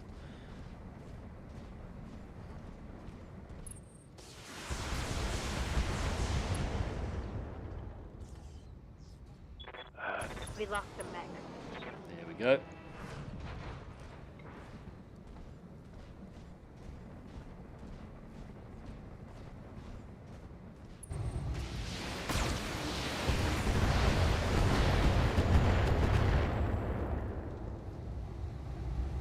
The Raptor is another first gem Odney. Odd to see them use it here. We're fighting Comstar. No, we're not fighting Comstar now, are we?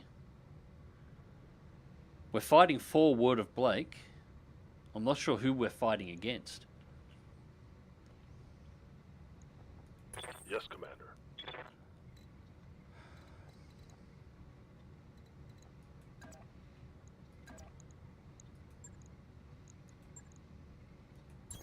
Heading out. Oh!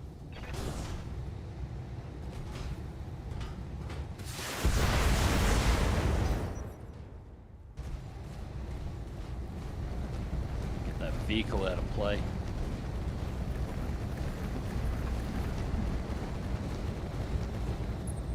Watch the flank. And the Hermes managed to get behind the trench bucket anyway. LRM-15 destroyed. Weapon system down. Ready for orders.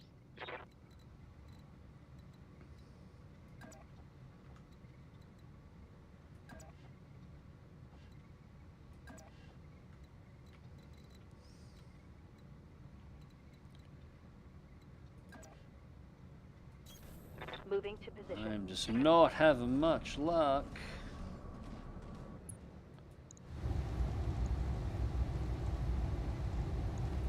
Rear armor.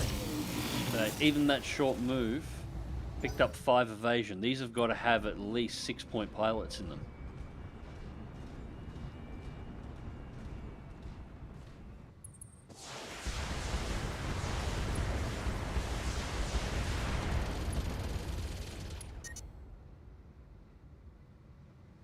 Getting pretty. Hell yeah. Waiting for orders. Yeah, I'm gonna have to cycle the Wasp out again for another round because the Inferno gel being dumped on it means it's constantly overheating even though it's not shooting on rounds. So this bloody Maxim is completely locking down my scout mech from being able to do any kind of flanking maneuvers.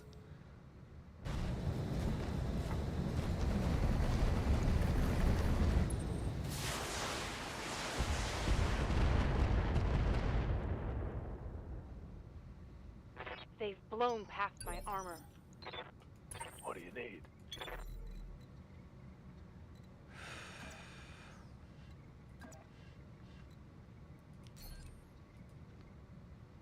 Oh. That happens every now and again while it's trying to work itself out. It's only running at 1 evasion. We're only going to get 1 evasion. But I'm going to have to do it because at the moment the Javelin's my most intact mech. And I can't afford the heat from the jump jets.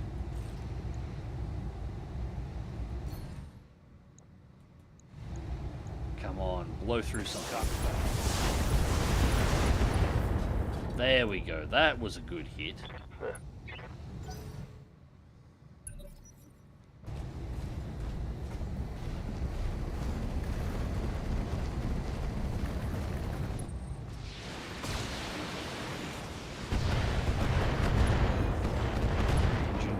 The other LRM-15's destroyed now. I lost a weapon.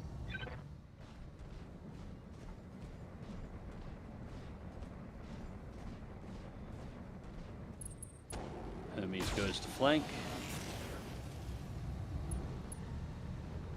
I will give it this much. The mod... There we go. The trench bucket's down. I will give it to the mod has done wonders for increasing the intelligence of the AI and how it fights. This is much better than vanilla.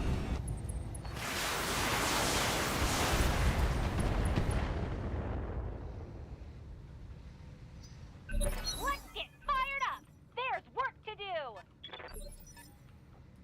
Commander?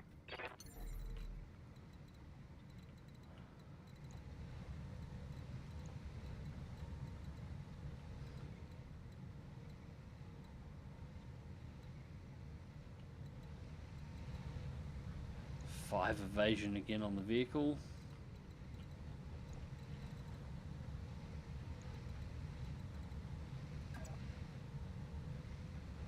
Engaging jump jet.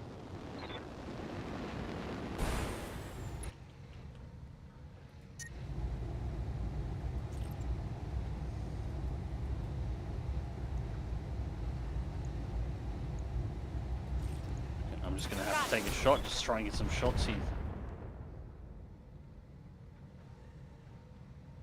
I may need some more time in the simulator. You could fry an egg in here.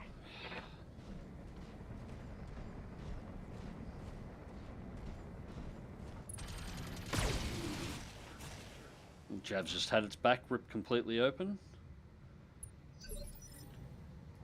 I'm here.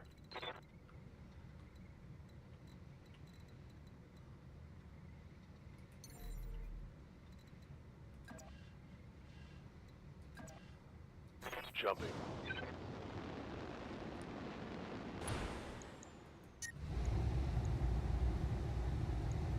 Roger.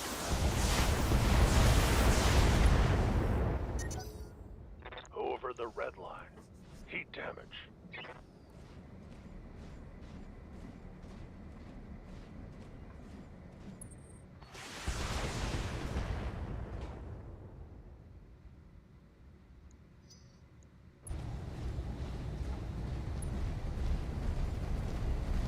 I'm not sure what to do here.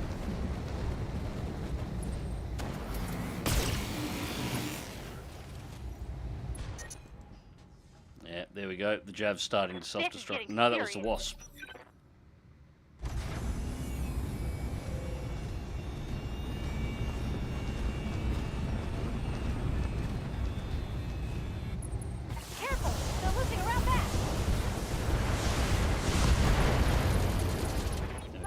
Wasp is out. I'm bleeding, Commander. I've lost all my weapons. Come on, Neck Warriors. It's go time. Yeah, I'm just going to lose the pilots now. I fold. There's no weapons left on the Wasp, and it's melting down. So it's dead the next turn, which potentially kills the pilot, because the Wasp doesn't have an ejection system. And the Javelin's taken hits, it's overheated and being attacked by the two Raptors, and it's about to start getting hit by the Infernos as well, which will overheat it and prevent it from firing, while it's already overheating. Wait, we're running away? 2 failed missions in a row. That is real bloody depressing for this stream, isn't it?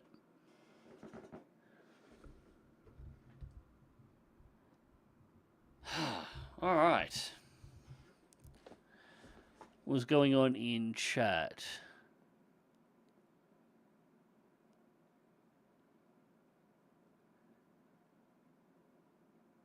They're making Operation Hail Mary. I never thought they'd make that into a movie.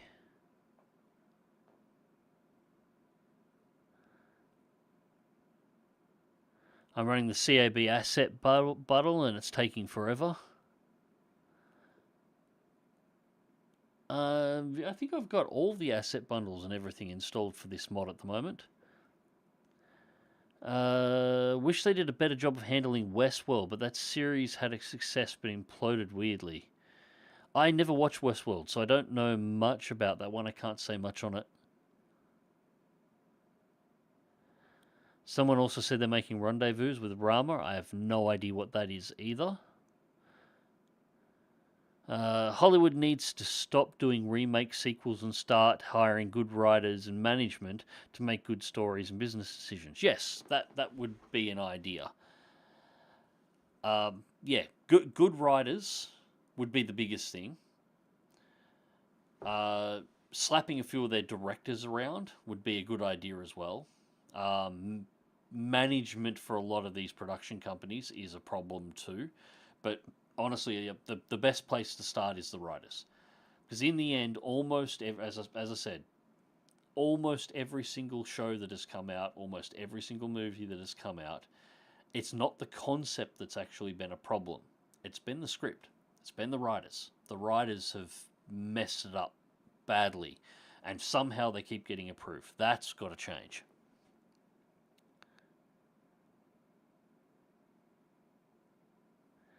The problem is Hollywood has a lot of writers now that are obsessed with moving past the hero's journey instead of understanding it. Exactly. The problem is that Hollywood has a lot of activists that want to tell stories about their personal interests and personal beliefs, but they know they can't produce anything that people will watch.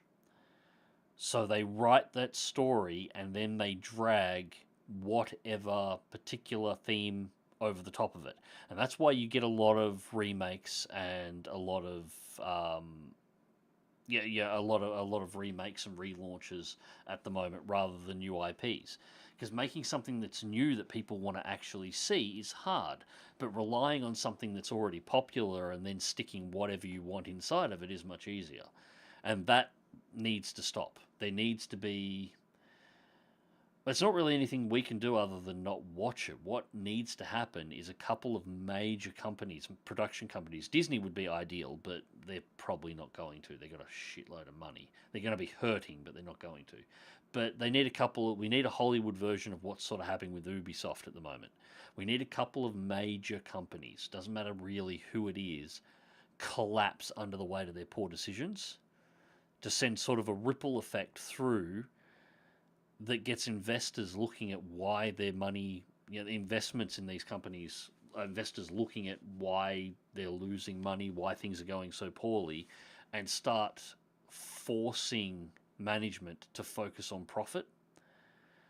Because as much as you love management to focus on story, they never have. You get them focusing on profit and then realizing that good stories are what is generating the profit, and they'll start cleaning house from the top down.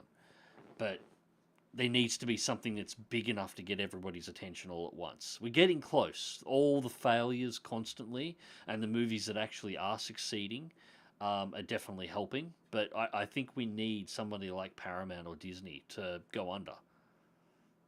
You know, go full Chapter 11. That would be ideal. Which is, as I said, what's happening at the moment with Ubisoft sort of collapsing under its own weight. And it's what's happening through the AAA industry. So many projects suddenly getting thrown in the bin. And those that aren't getting thrown in the bin failing, like what's the recent one? Marathon?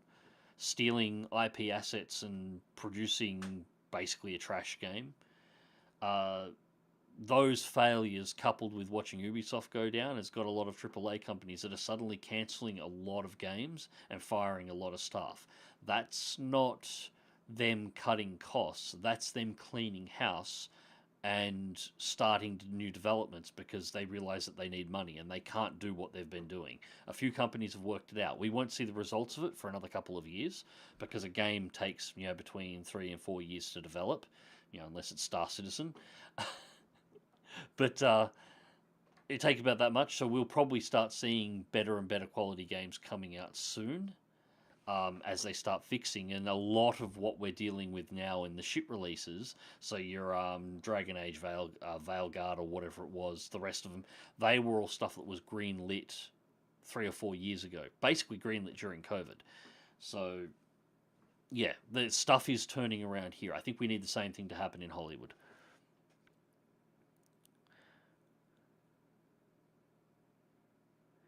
Remember HBO said Rome was too expensive for them, then they did Game of Thrones, which is super expensive in production.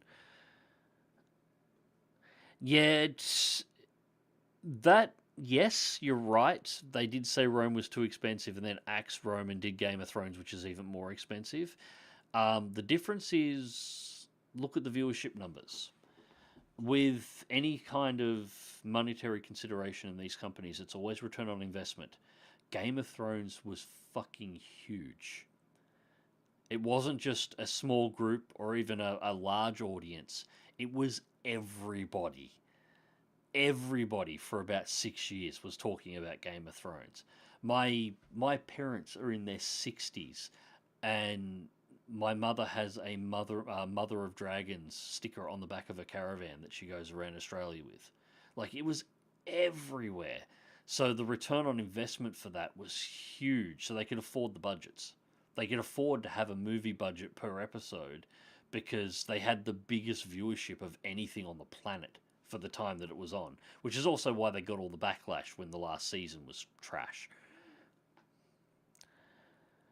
I suppose this is still in law for how new Murkish companies get their clocks cleaned. Well, yeah, that's one way of looking at it, although this is pretty rough. Those are all old sci-fi stories per your comment about moving to sci-fi. Yeah. And Paramount is really close to going under. Yeah, it would work. It would work. We lost money on that too. So we got mech repairs. Oh, ouch. And we didn't make any money. That's not good.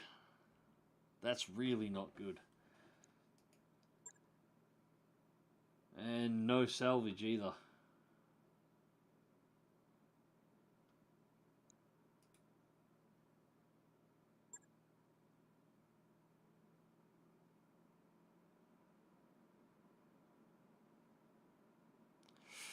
Not good.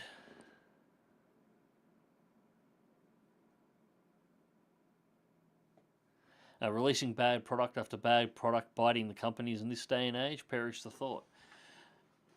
It has been happening, and the problem was for a long time there, even though they were releasing bad product, they were still making a profit. They were still making money. But they're not now, and it's catching up on them. A few companies have cleaned out.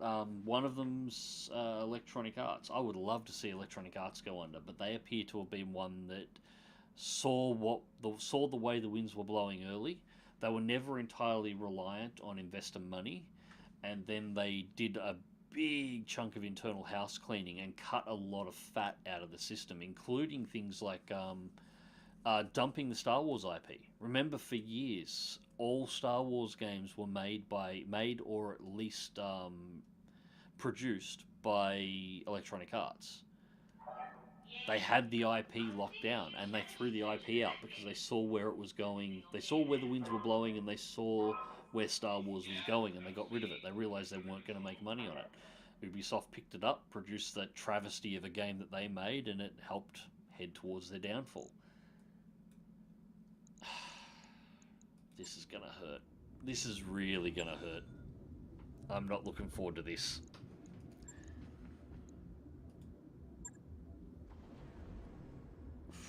Right.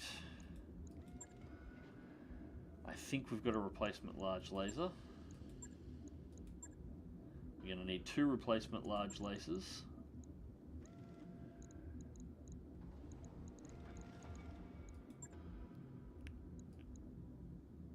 One? No, we only have 1.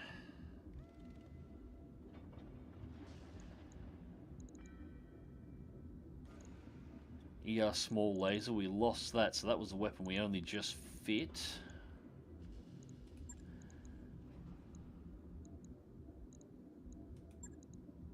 I can just fit a small laser in its place, that'll be fine. Actually, I might put the small laser down there. Yeah, that'll work. Right.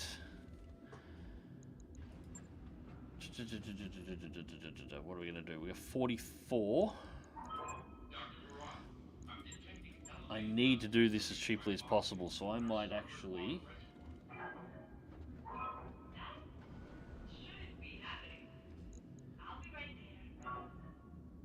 $46. What if I max out the armor? Go meads. 1 in the head, because we've got plenty of spare medium lasers. 47.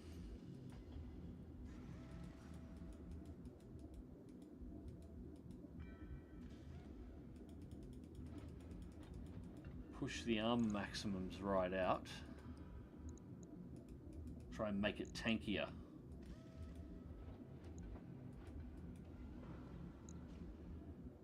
How much more?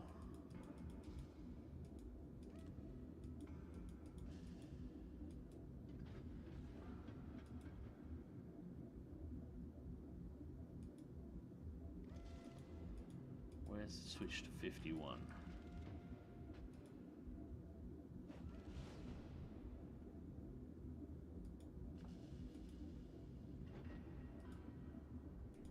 Alright, I can get away with that. So 85. Let's pull that back. Let's push 40.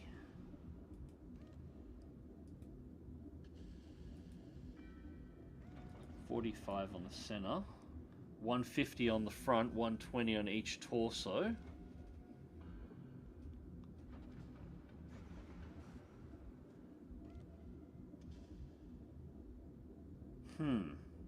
Yeah, that might work. We'll go with a quad mead laser, single large laser build.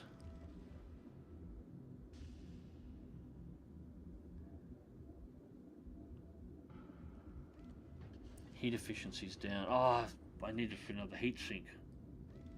No, I'll stick with that. We'll go without it. We'll go without the extra heat sink.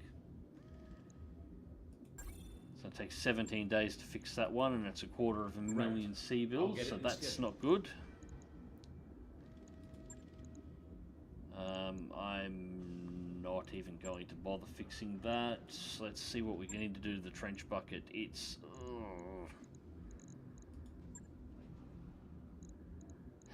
Narc launcher and 2 LRM-15s. I bet I don't have either. No. I can't fix the trench bucket.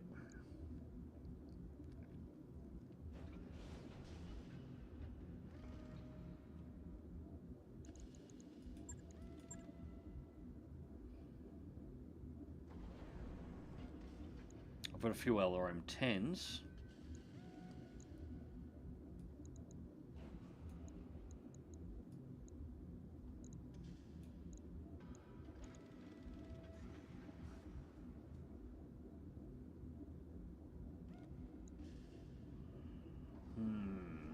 What else can I do with you?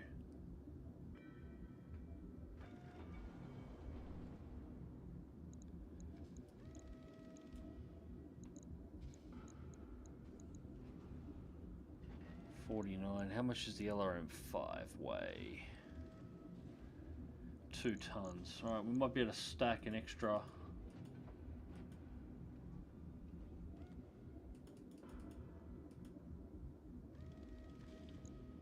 bit of armor on. Might armor out that arm a little bit more too.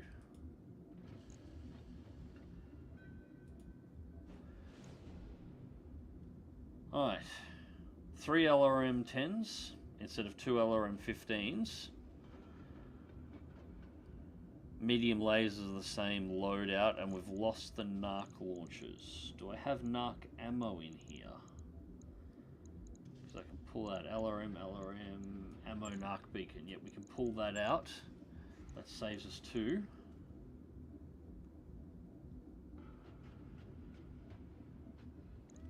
We were having heat trouble there before, so we can whack an extra heat sink in. Can't use it with a double heat sink kit, can I?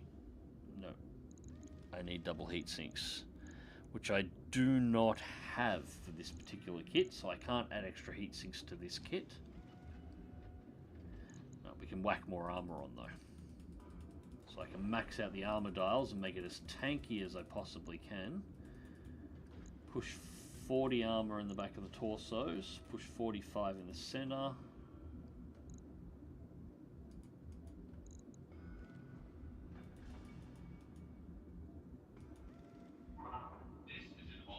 Alright. 17 days. Yeah, that's going to have to be the build for that one. On it. God, this is going to send me broke just trying to fix everything.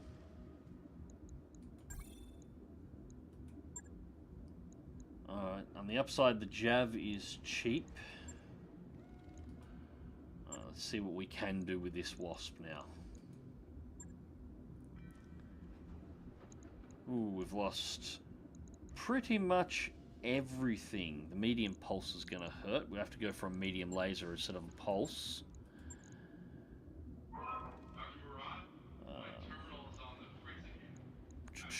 We'll go medium laser. Missiles, we can go the SRM2, which is what it had, so we've got a replacement for that. Ammo SRM2s is already in, so that's fine. Heat sinks.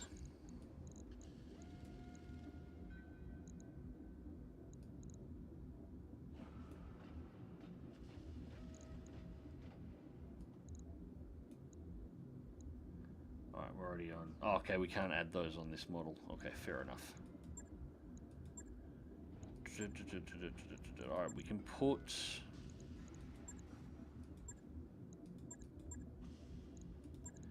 an extra mead laser in that arm to make up for the fact we haven't got pulse. And then just touch up the armor a little. Not that it's going to make a huge difference on this thing. It's made of crepe paper and dreams, but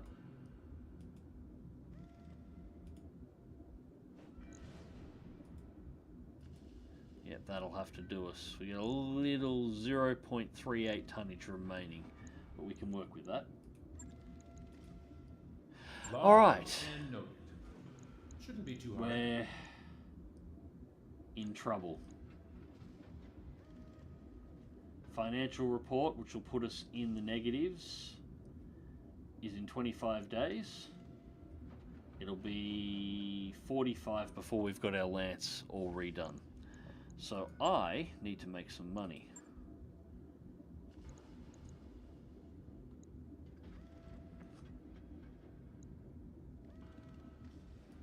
What are we going to get for that? 272 components. What can we sell off here that might be of value? That isn't going to. We'll get rid of the chem pulse lasers.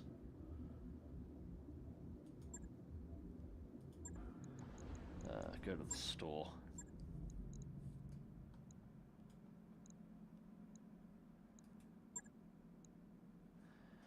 AC2s I'm not going to be using, so we'll sell them. Keep the AC5. We can sell that one. This is how bad we're at the moment. I need to start stripping the shit out of all of my component base. Beagle probe. Puts us a 324. I think we need to be closer to 400 equipment. We have no mechs that I can sell for the moment. Vehicles. I do.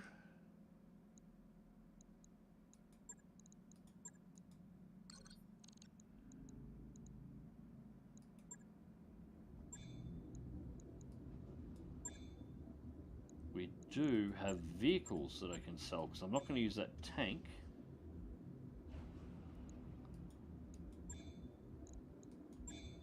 It's battle armor, vehicle base. There it is. We get 37,000 for the Scorpion Mark II.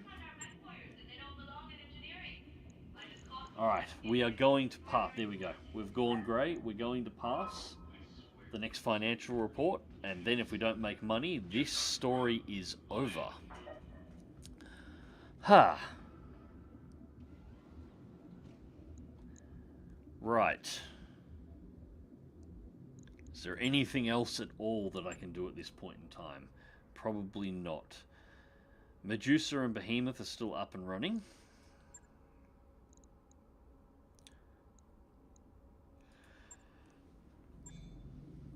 But the only functional mech we have... We don't have any functional mechs at all. So no, we can't do jack. We are completely done. Alright, there we go. We've managed to pull it together for another month.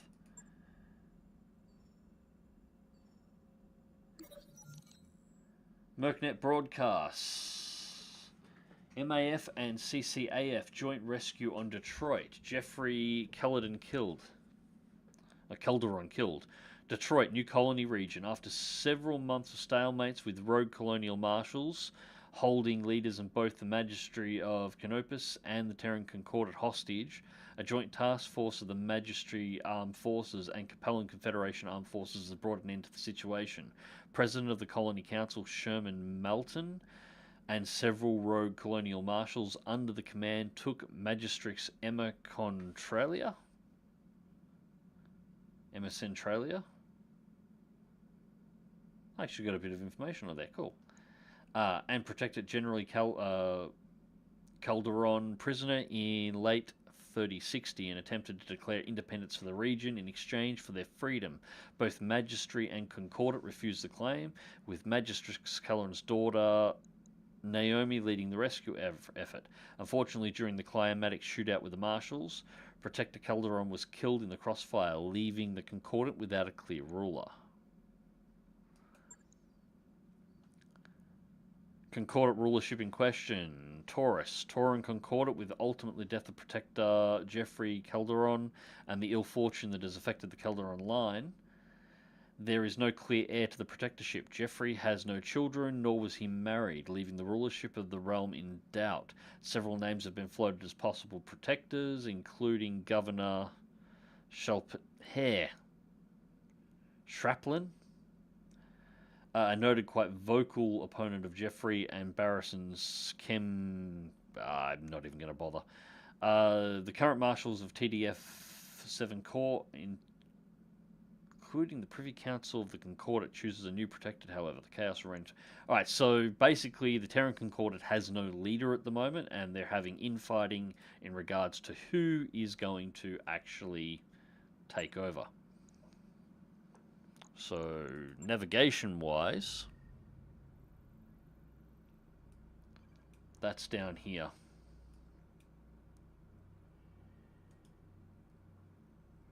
Oh, that's of unknown origin. We'll have to do that at some point. And that is joint venture.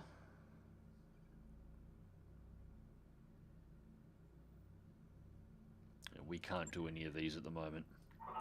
This is an all-ship announcement. Looks like we do have a couple of engagements going across the border here now, though. Steiner raiding Cenarius and Lyrian Commonwealth forces. Okay. Lyrian Commonwealth forces, Free Worlds League. Being raided by Steiner.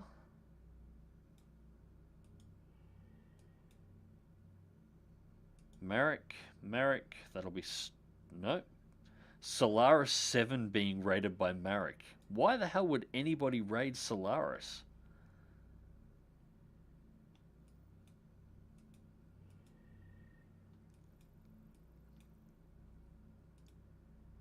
Alright, that's what's going on with the world at the moment anyway.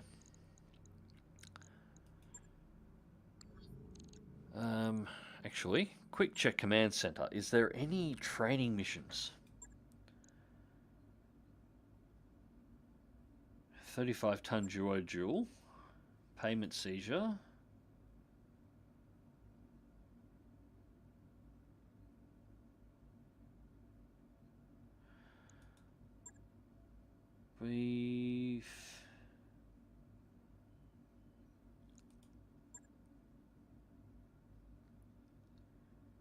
No, doesn't look like there is. That sucks. I was sort of hoping there was one of the training missions where they give you 3 mechs that you're supposed to be training and you only need 1 of your own, because the crab's going to be up and running soon enough, so I can stick somebody in the crab and at least make a little bit of cash. But no such luck, it seems. Actually, the missions here are kind of shit, but I don't think we can afford to travel. I'm going to have to get ourselves in order. Actually, what time is it? I've lost total track of time here at the moment.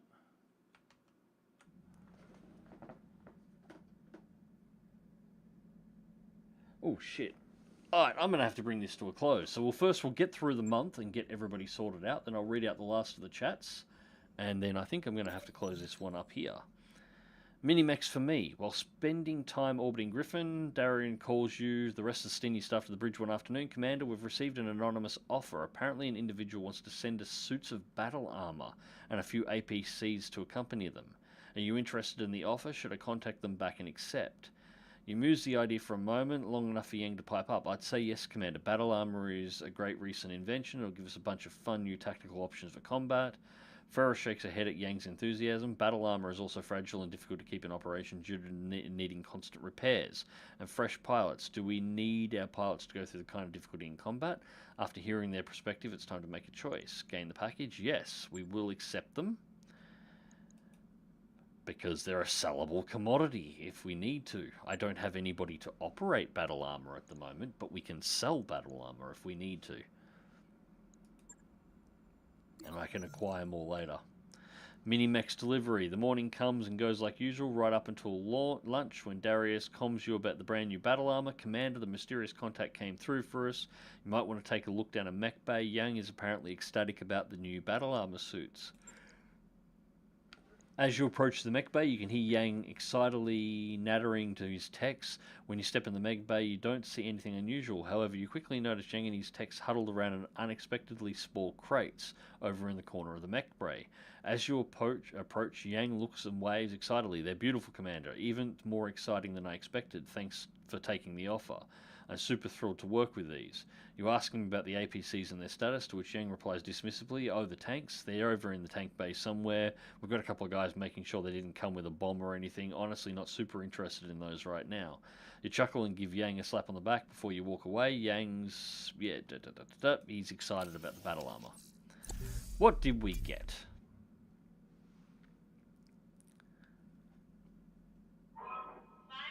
Varga APC.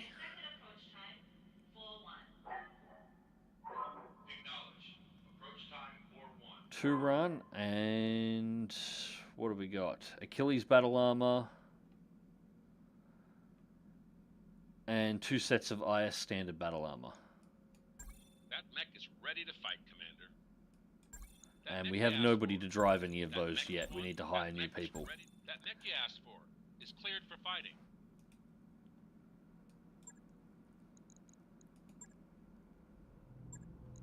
Alright, let's take a look.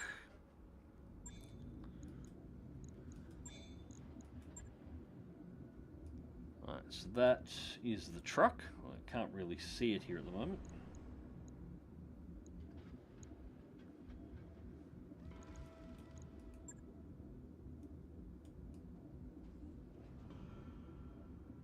Okay, that one's interesting. It's got a hell of a turret on it. 2 large lasers. MGs. Yeah, it'd be a decent support platform, possibly. And battle armor. I don't think you're going to be able to see it. Oh, no, you can see it. We're going to group. They're using the Centurion model for them. Alright, so apparently nobody made a 3D model for battle armor. And those are wasps, miniature wasps.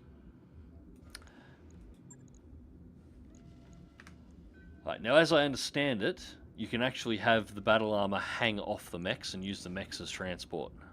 But you need to get pilots for them, which we just don't have at this point. Alright, I will let time pass through so we can get past the financial report and see where we're going to be. And we'll get another one. Phantom Pain. Passing through the med bay, you spot Medusa wrestling with a medical monitor from MegTech. You need to take a second look. Medusa presses hard against the stomach and winces. I know something's wrong. I feel like I'm dying. You pause in the doorway. What's going on here?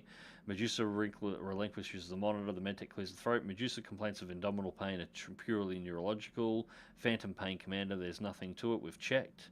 Please, Commander, I'm not making this up. Medusa takes a deep breath. If you authorize exploratory surgery or another examination, I know MedTechs will find something.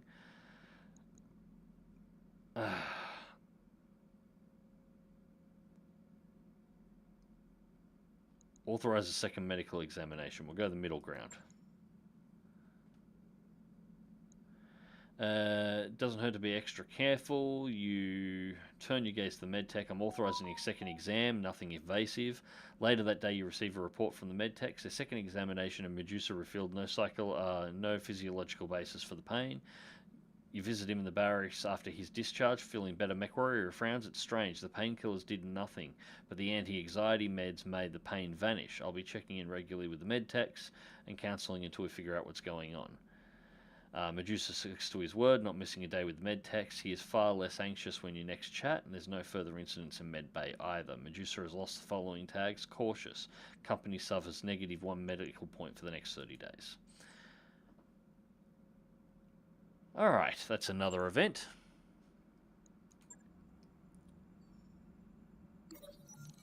And another Merc broadcast. Once every 2 days at the moment. At least there's a lot going on. Looks like another leader. Agurian coalition is leaderless now as well.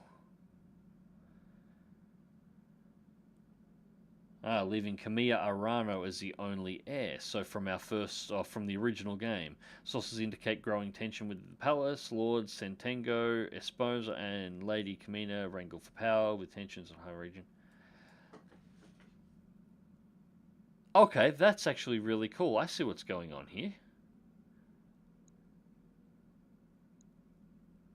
It's putting the single-player campaign, like the original campaign, into the game as flashpoints. I don't know, chat, should we add those? Add the original campaign missions into the game as flashpoints? Yes? No?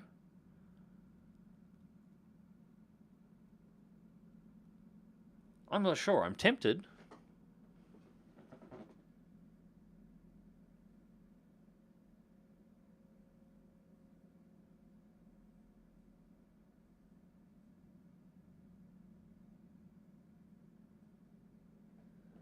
Do it? All right. Add campaign flashpoints.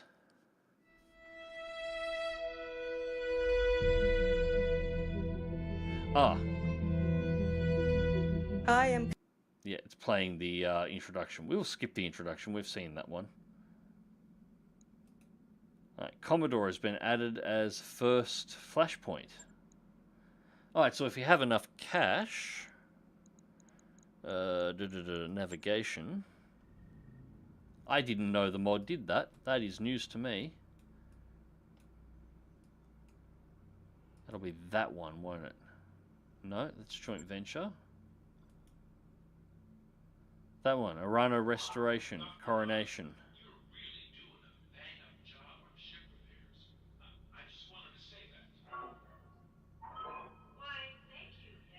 Alright, so yeah, we can go down to that end of the world and potentially play through the single player campaign, and in between the missions be bouncing off to do various flashpoints and missions. I wonder...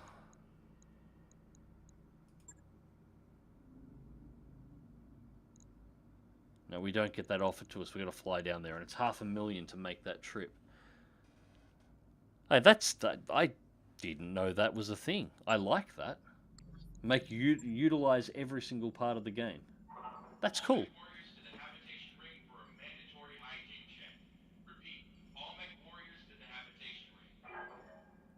And boom. Alright.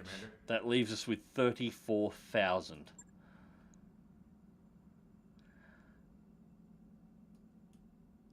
Well, that is painful. That is very, very, very painful. All right.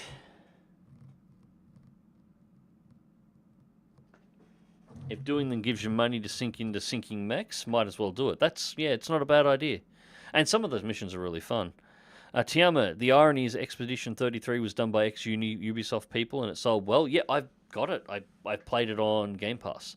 So I've actually got it installed at the moment. And you're right, it's a fantastic game. It's very, very, very good. Haven't finished it. Haven't had time. Unfortunately, it came out and then Oblivion came out. And, you know, I've got nostalgia for Oblivion. So that was only ever going to go one way.